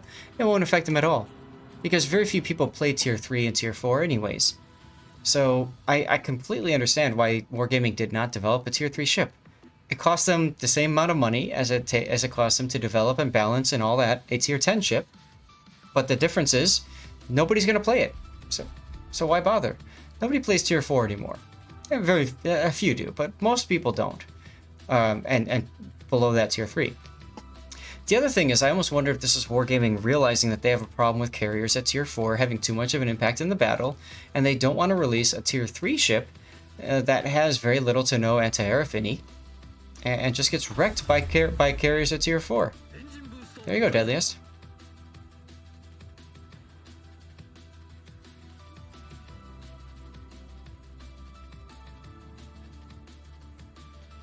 Oh, nice job, B-Cup. By the way, I would recommend not redeeming Cover My Replays or subs for the remainder of the stream, just because I've got a lot of replays that we're going to go through, and we're having our talk, and this might take longer, so I don't know. I don't want people getting missing out. Chat, I need you guys to answer a question for me. Should I make burgers for dinner tonight, or should I make lasagna tonight? Why is there not all the above? Lasagna with burgers in them?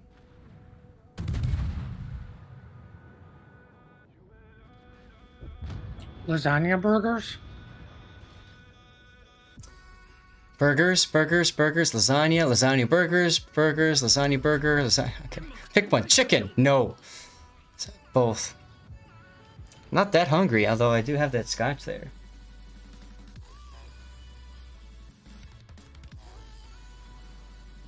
Alright, I'm gonna text my wife. Well, yeah, we can do a poll. Don't ask us, it's my birthday, so she wants me to pick. Okay, good. D-Day, that worked for you. Excellent. Poll. Well, my answer will be if it's not homemade marinara, then it's burgers.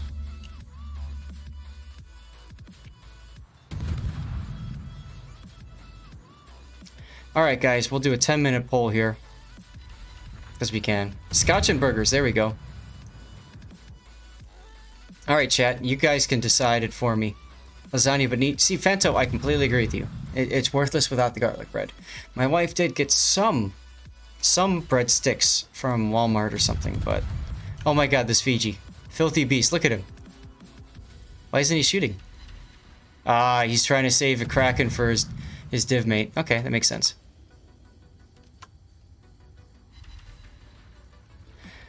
Now, I find that salvo fire is usually a little bit less accurate than, like, sequential fire against something that's bow on. It's just, I don't know, maybe it's a placebo, but it's just something that I've kind of felt. Alright, next one to cover. Jutland in ranked battles.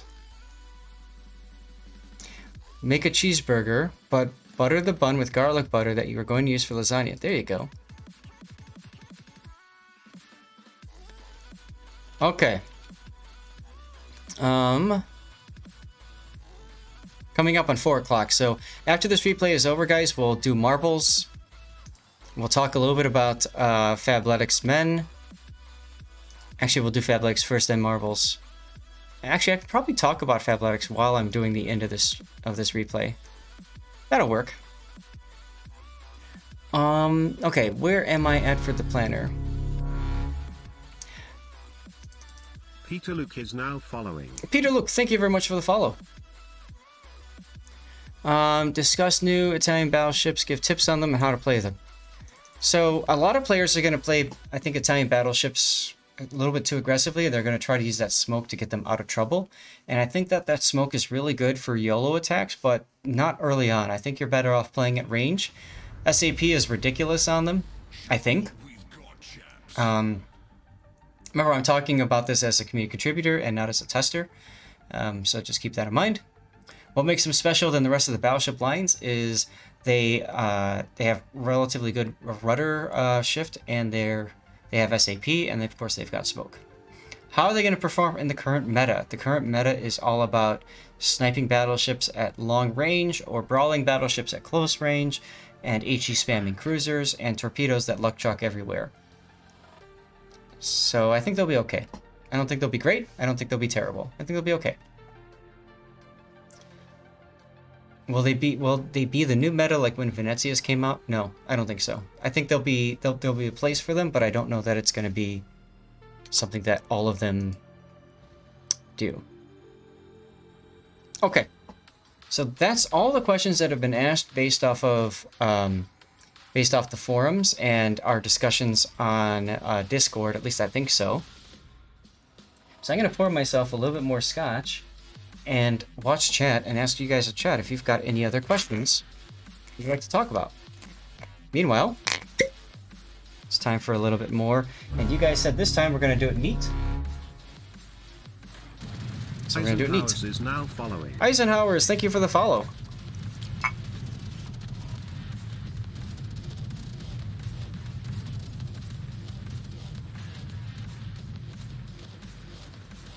Hey. You just heard a cork. Buckarama? That's correct, you did. Thinking about taking turbines. Might soon have enough coal for Pommern. Is Pommern better or equivalent? Pommern is better simply because it's got hydro. However, Turbines is tier 8. Pommern is tier 9. It's up to you. Where's Maker's Mark? Maker's Mark is on hold in honor of the Oban. E-Cup? No problem. Have fun. Yeah, don't worry, Eisenhower's. Luke was unfollowed earlier, too. It happens. Uncorking a bottle of scotch sounds great. Okay. It's time for my second toast, guys. And this toast is something else that's really dear to me as well. I want to toast all of the community contributors.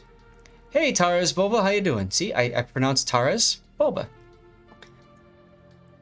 You have had Maker's Mark in 15 plus years.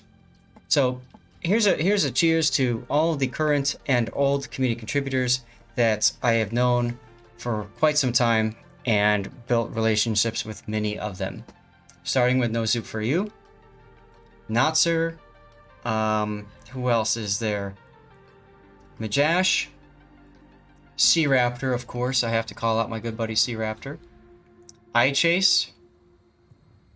Raymu is one of the newer ones that's in here right now. Son MG. Fem was a CC. So I'm gonna toast her twice, I guess.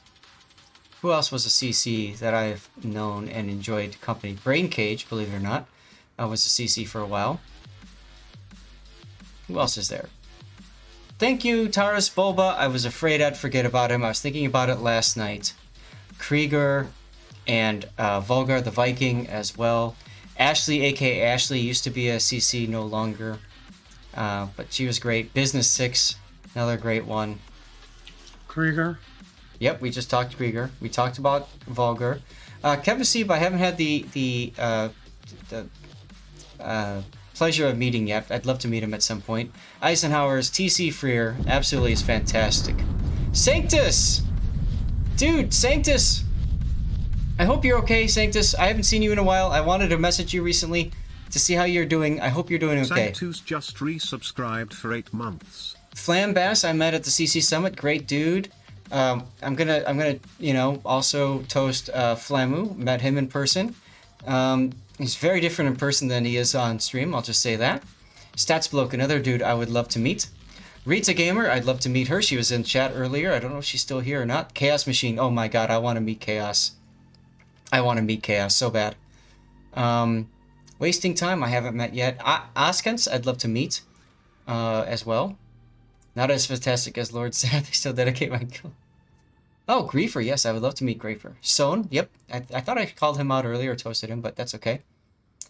Chaos as far as Chaos Machine. Mr. Chaos. Sorry. Chaos Machine GR. Our crazy Greek brother. I'm having a great birthday, Sanctus. I'm glad to hear that you are still alive, doing well, and kicking. I hope you're okay. Thank you, Broken Trident. I'm probably missing some others. Asparagus. Asparagus was a really cool CC that I got to meet at the summit. He's a really nice dude. Jam Dearest, I wouldn't mind meeting Jam Dearest either. Somebody that Little white mouse? Little White Mouse would be fantastic, although I don't think I'll ever meet her because she usually doesn't go and meet people in person, but I would love to meet Little White Mouse. She's fantastic as well. That's a long toast. I need to bring... I will do so, Taurus, just for you. No, there was one other that I was going to comment on that I'd love to meet. Who was... Oh, Siren, the German streamer. She's so fun. I enjoy hanging out with her on her streams. I'd love to meet her. Dobby Mate would be a great person as well. Oh, and who's the other Major Renegade? Major is that the guy who's in Australia? He'd be awesome too. Mr. Gibbons wouldn't be bad. Lady Torpedo I've never met, and I haven't really interacted with her that much either. But sure, I love meeting new people and working with them. It's Major Rage. Thank you, Grant. Major Rage was a lot of fun at the CC Summit. Oh, and speaking of a lot of fun at the CC Summit, I also need to shout out or toast the Indian guy, Captain Arya. Was awesome. I had so much fun with him. He and I sitting side by side playing Warships 2-player. I was handling the keyboard, he was handling the mouse, and we were drunk off our butts, and Flamu was streaming that and saying, this is the quality NA player base right here. Fantastic guy. A lot of fun to hang out with. Captain Jingles would be great too. Drakenfell. Ooh. Drakenfell is a CC as well, yes, because of his contributions to Warship stuff. He's great. He's a great dude. Wow. Okay. So Scotch Neat has an interesting taste to it.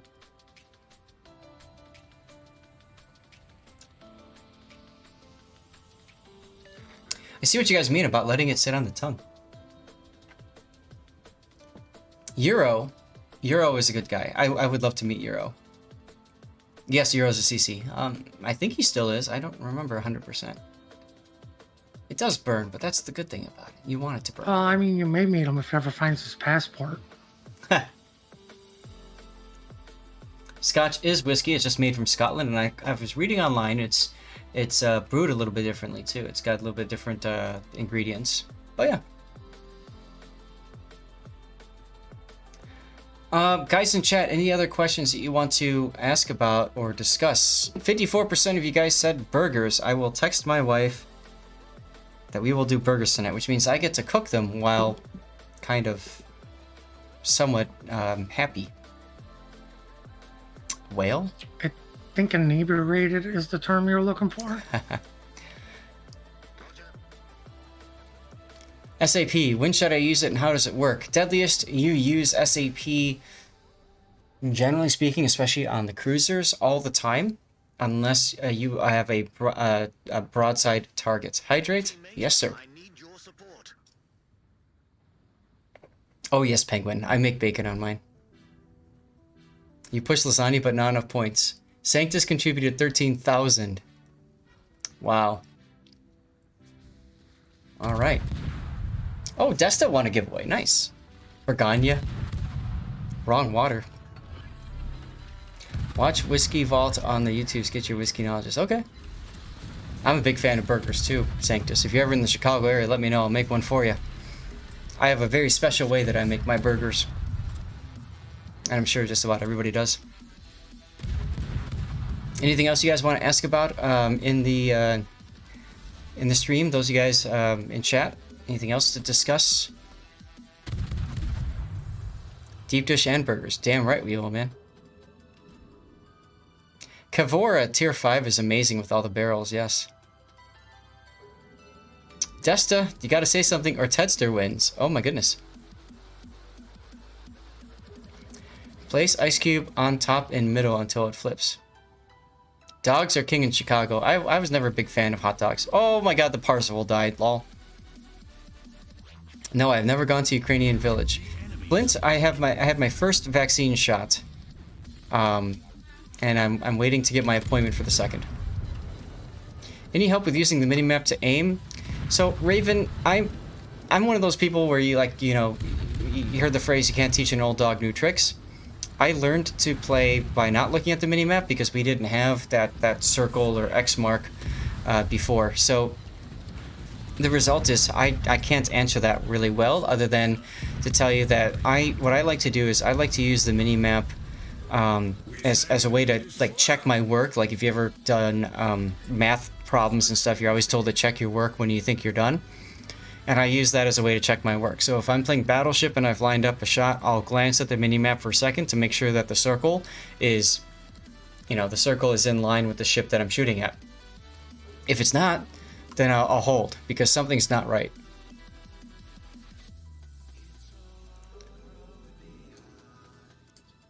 And Hardstyles, I have no idea about the Agincourt in Blitz or whatever, so, okay. Minimap aiming is pretty niche. It's tough. It's great in storms. If you're over 8 kilometers away from somebody, that's a great opportunity to get some practice with minimap aiming. Smoke shooting still. Mm-hmm. Yeah, in line.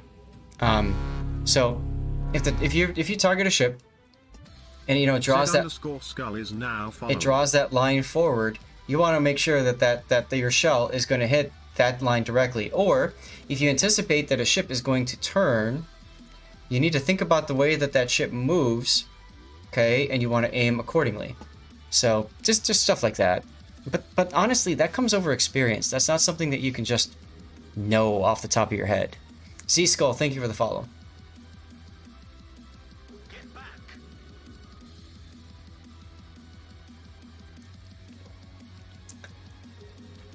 Ships trying to sail away angled? Yeah, I could see that.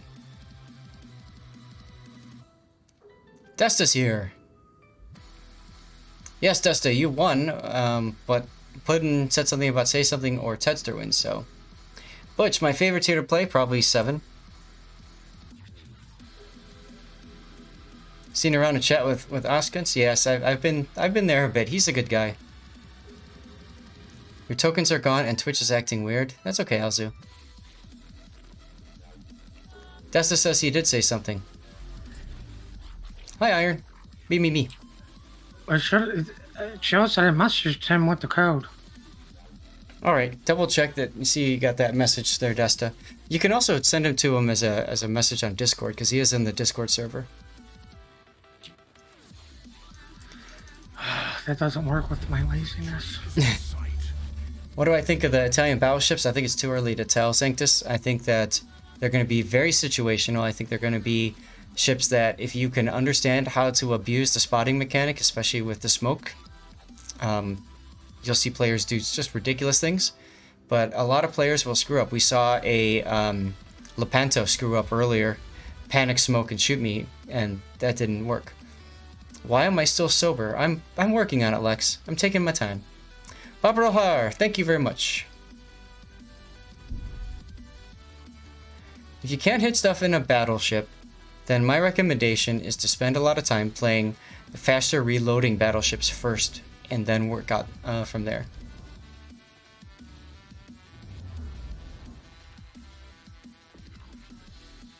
All stations, concentrate fire on that target. All right.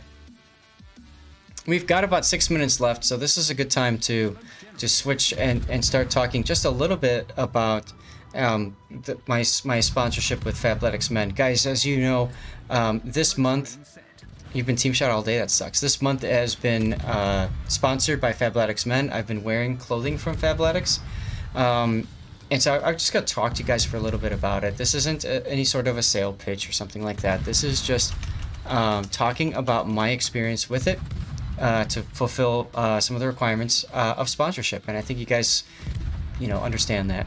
We'll talk just for about 5 or 10 minutes, then we'll do our marbles, and then we'll move into sale pitch with sale lol, and then we'll move into replay analysis. But one thing I do want to talk about, and I posted some pictures on my Twitter earlier today about that, is the quality of the clothing. I've been very happy with. Nice kill. Very nice kill. I'm gonna send a tweet in chat here. This is me working out. You guys can kind of see what I'm talking about. But they sent me some clothes, and I unboxed them on stream 2 weeks ago. and I've been really happy with them. The overall quality is really nice. I don't have clothes that are high end. I spend most of my money at Target, you know, or Kohl's and stuff like that, or Walmart. My wife usually buys clothes for me. And then I look at them and I try them on and I like them or not. I never really gave much thought to what I wear, to be quite honest. And I really do like these because they are very warm Duckman. And I gotta say, I've been very happy with the level of quality in terms of the fabric itself. It's a very stretchy fabric. Like I can show you here, like it'll stretch quite a bit. And it's soft, and it's like, you know how some of the cheaper fabric has like a kind of a rough, kind of dryish feel to it? I don't get that feel with this at all. The inside of the fabric here, take a look at the inside. It's very soft. It's almost like fleece. So this is extremely comfortable. And the pants, hey Chromoa, are the same way. I'm not wearing the pants today, I'm wearing the shorts. But the pants feel that way too. So I just wanted to just comment on that real quickly and about how really nice this is. This is, you know, a hoodie, but inside the pocket here, the front pouch is actually another pocket right there. So there's a pocket that's perfect for your cell phone and stuff. Like I could probably take my phone and I can throw that right into the pocket there, and I've got a phone. And then I've got space in there. It's great color, absolutely. So I really do like this. And guys, just so you understand, Fabletics told me they needed me to talk for a minimum of like five minutes on stream, and I'm happy to talk more about it because I really do like the clothing. Now let's talk about. I'm gonna lower the table so Stevie's gonna get closer to you guys. I want to talk to you guys about the shorts. These are really, really nice shorts. You want to see the butt? Now, these actually have a liner built into them. I've never worn shorts with a liner before, and I am just impressed. First of all, like that's a nice meaty leg right there. I'm very impressed with these shorts with the liner because it keeps me really warm, and it feels like something is hugging me as I'm working out, which is nice. The shorts themselves, again, very, very stretchy fabric. You guys can kind of see there. NSFW, lol. You're about to see the real NSF part. I'm gonna blind you with that skin. Sorry, freelancer. The shorts themselves. Let me move the chair up a little bit. The shorts themselves have pockets in them, just like your normal. But what I like about it is just like up here, that one little pocket for a cell phone. There's also, well, it's Trex, it's winter time, so yes, I don't go tanning. So there's a small pocket inside here, which is really good for keys and stuff like that. So I love that they've put all this time and thought into it. And one thing that's really cool is the butt, because the butt has a zipper pocket, and I love that it's a zipper, so you know nothing's gonna fall out, right? I can take my phone and I can zip it up, and boom. Yes, these are my carry pants, damn right. And I can be running and jogging and stuff like that, and I know they're secure. Terms of service, Esquizzer, thank you very much. And there is a zipper on the left butt as well, so there's that as well. I'm wearing shorts, thermostat's too high. Like I said, these are very warm shorts. I wouldn't wear regular shorts on stream with us keeping the house at 64 degrees Fahrenheit, but these shorts with a liner are really warm. One thing that I also liked about the clothes when I got them is that the tag was clipped in through the was the not the tag. Yeah, the tag was clipped in through the little washing tag and stuff like that. You know that they have on the shorts to tell you about the fabric and how to wash it and stuff like that. Yeah, we keep it 64 in here. So I like that they clipped you know the little plastic part and the paper outside, whatever they call it. I like that they clipped it there because that tells me that they care about the product enough to not like wreck it with holes or anything like that. So I do like that quite a bit. You know, the hood itself is really nice. Let me take off the headphones for a second. And I'm gonna take off my hat. And we'll put the hoodie on. And now I can be a Sith. I can be a Sith Lord. Yes. So the hoodie is nice. I do like the hood on it quite a bit. Yes, I have gray hairs, Duckman. I am 40 years old after all. So, and there's actually a couple like red over here too that you might be able to see if you're lucky. But in any case, yes, this is an Alienware hat in honor of the Mars mission. So if you guys want to check it out, and do they have brown? I'm sure they do. Exclamation point Fabletics Men, that takes you to a link there. Feel free to take a look at it. I think, honestly, guys, this makes a really good gift. Makes a really good opportunity to, if you're looking for some really nice clothes for yourself or somebody else, maybe, you know, your dad, or if you've got a kid in, you know, in college or something.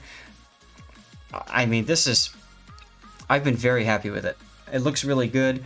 This week, I'm going to start biking to school. It's finally warming up here in the Chicago area, and I can't wait to start biking in it. So, your hair is almost completely white at 40. Wow. I'm going to show you just a quick commercial because I think it's hilarious as all hell, and then we'll get into marbles and we'll get into our replay section. Okay. Costs. So Raven, the costs are a little bit higher than normal. Than like your Kohl's and stuff like that, I guess. Not normal, but you know, like the low end stuff. So it's a little bit more expensive. They do have a VIP program that unlocks access to certain deals and stuff like that comes in handy. But yeah. Okay, let's take a look at the ad for a second because I just think it's hilarious. And by the way, I'm choosing to show this to you guys because I think it's hilarious.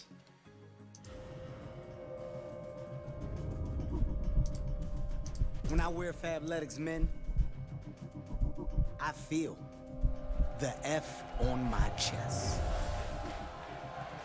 In my Fabletics Men tee and shorts, I activate my next level. And then, I rise. And rise.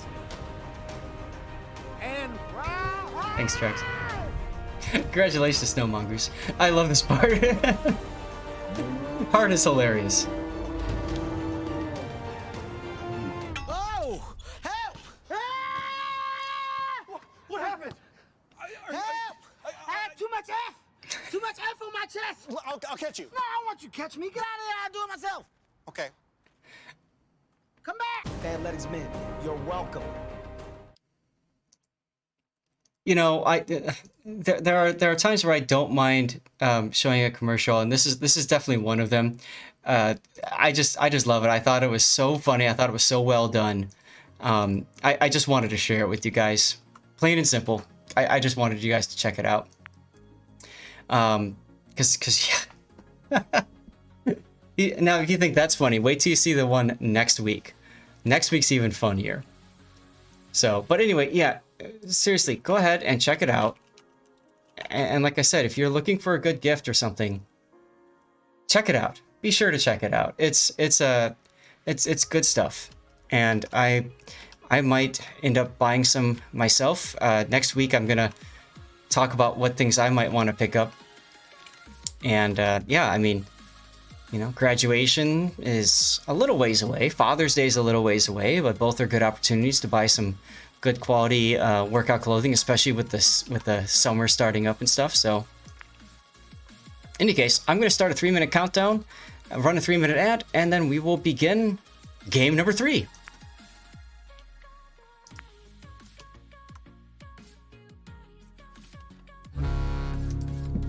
Marmalade, thank you for the follow. Marmalade _ is now following.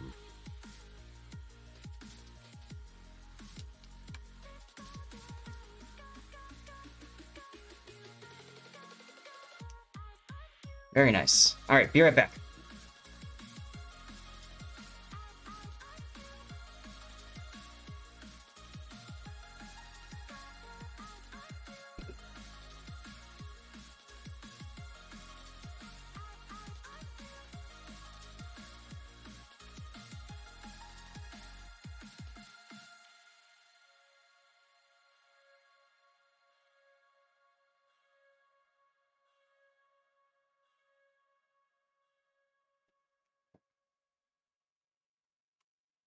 All right, 2 minutes to go. Talkman prediction, I will fly off at the start.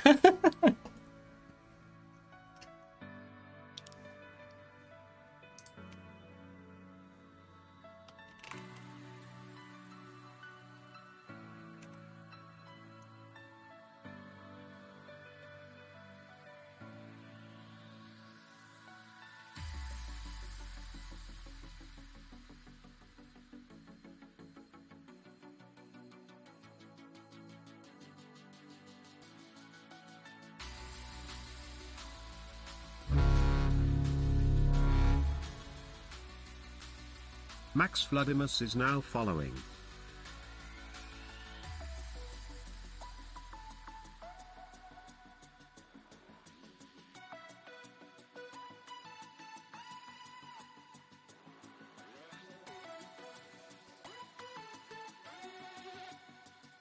Sorry, just doing a couple of quick text messages.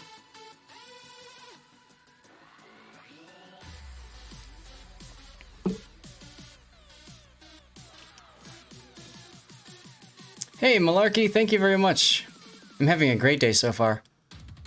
I'm having my marble a pointy stick. Touch my marble, you get the stabby part too. Max Vladimus, thank you for the follow, by the way. Looks like a Mars backdrop. Yeah, it kind of does. Thank you, Slane. Puddin, gifting a tier 1 sub to Malarkey. Nicely done, Puddin. Thank you. What does that mean? You can't prove it. Internet lies. The cool thing Puddin is... 597 gifted Malarkey_na a subscription. Puddin 597 gifted a tier 1 sub to Malarkey_na. They have given 5 gift subs in the channel. The nice thing is we got to hear those 5 10mm guns. I love those things. Alright, here we go, our big Plinko board. Remember, if you want a chance to win this tier 8 ship, you have to participate, especially in the last race. That's about an hour away from now.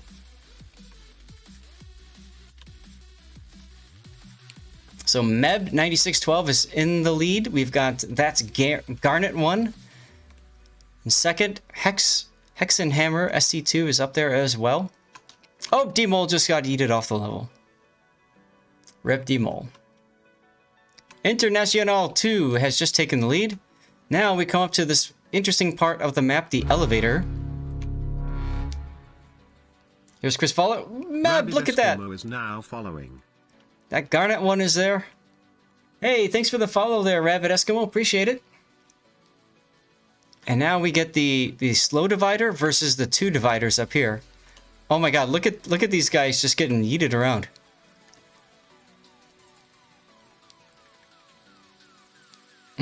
Wow. Squizzer's in the lead. Let's go take a look at Squizzer's view. Oh, wait. Deadliest just took over. Going up and over. Oh, a bunch of people dying. And then here's like this fun little area that just stops everybody cold. More people dying. There goes Raining Recon. Hard Styles. Malarkey is up there, though. Aw, Puddin just died. Desta died. And who's gonna win? Who's gonna win? Who's gonna win? Malarkey! Of all people, wins. Nicely done, Malarkey. Congratulations. I don't care if I died. I just ranked out. I heard. Congratulations. I like how there's a reverse boost right here that just yeets people back if they hit it.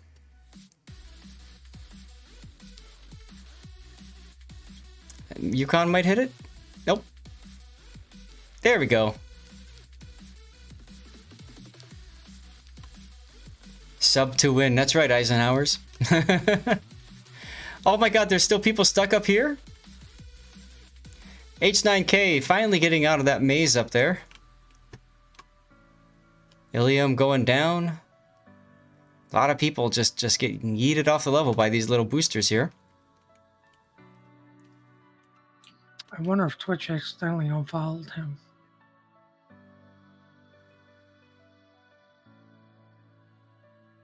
I don't know. I mean, yeah, probably. I'd give him the code. I mean, he's subbed and all that stuff. I'm not worried about it. Congoose Bar. There you are. Last win was with me.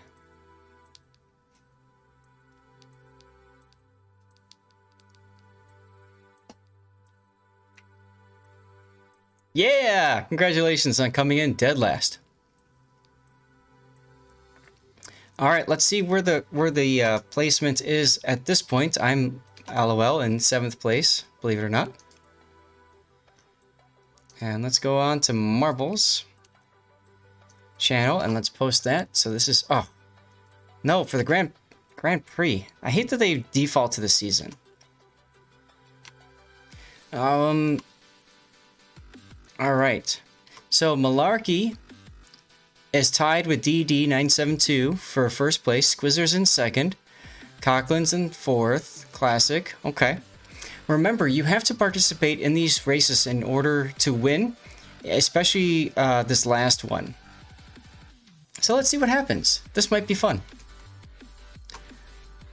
13th is ominous. Damn right. Okay, let's get into the replay review portion of the stream. Finally, replay analysis. Here we go.